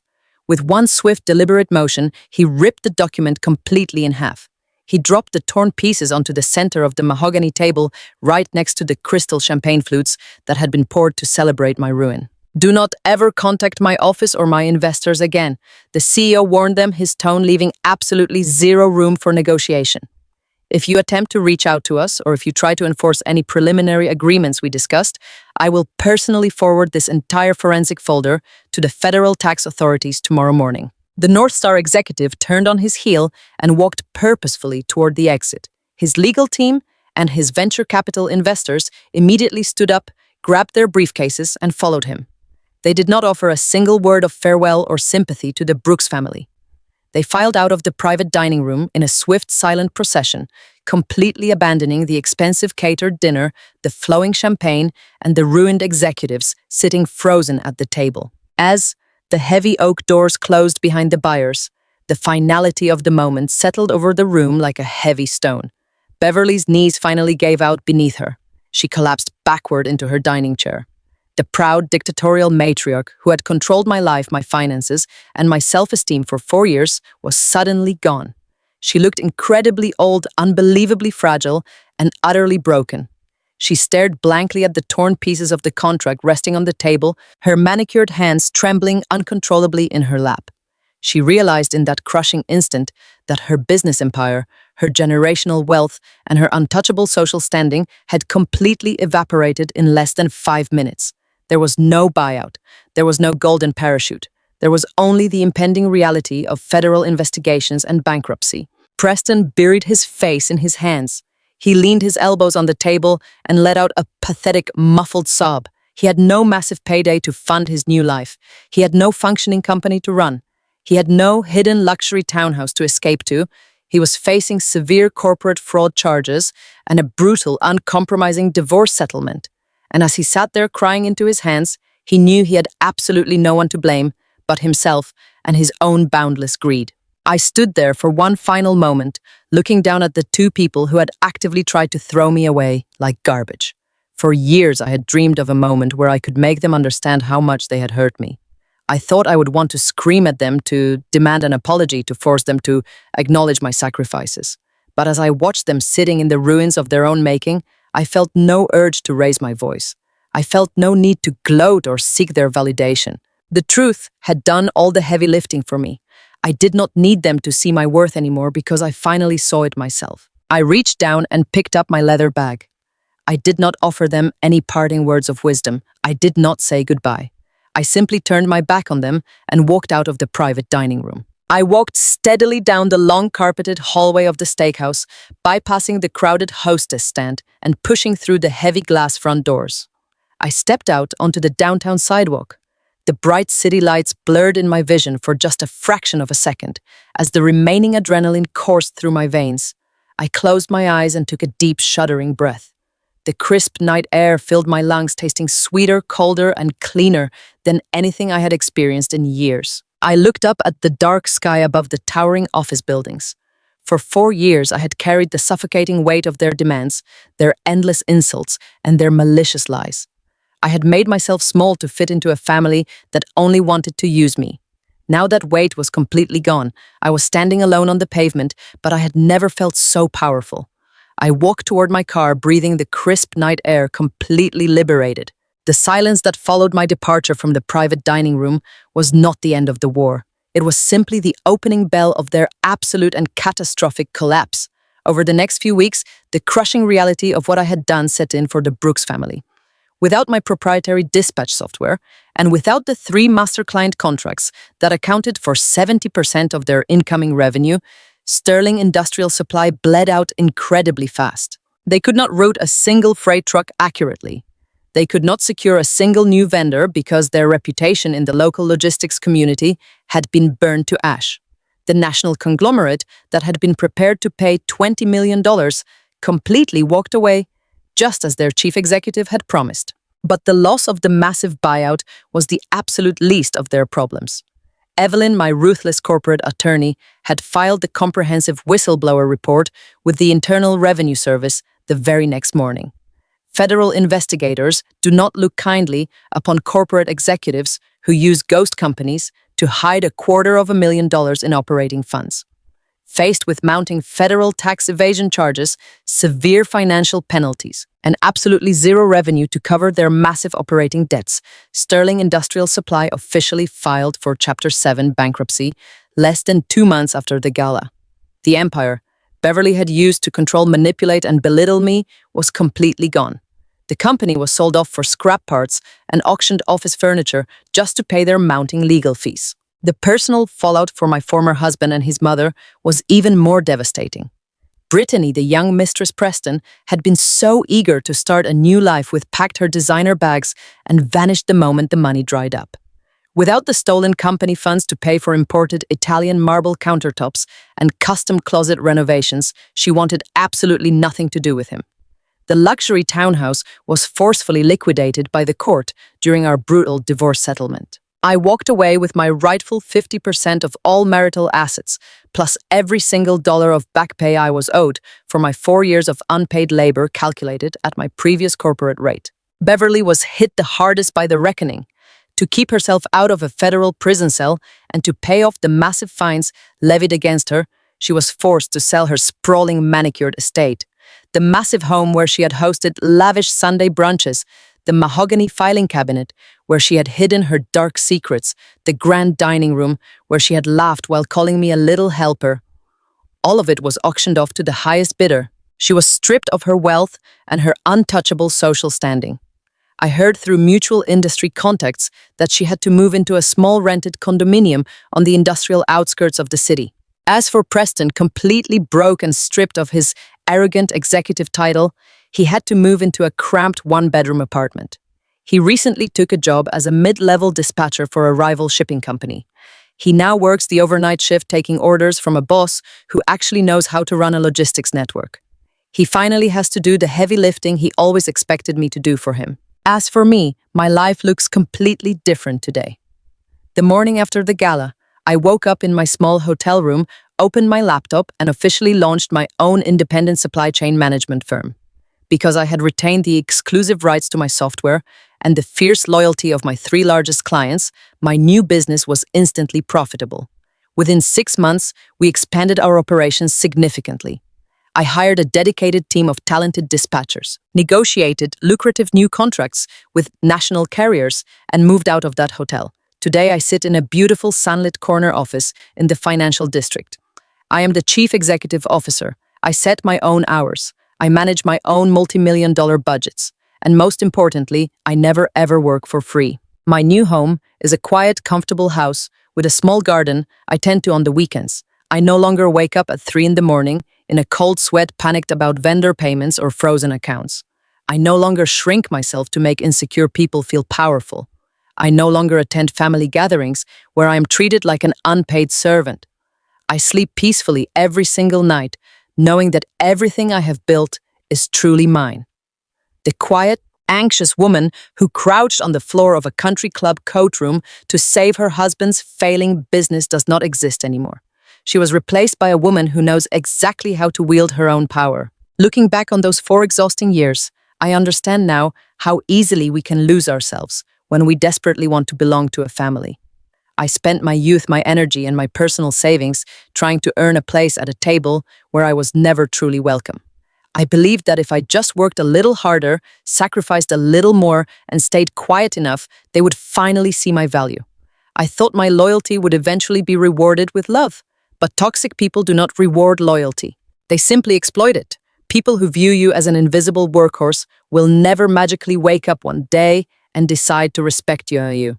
They will just keep taking and taking until you have absolutely nothing left to give. If you take anything away from my story, let it be this.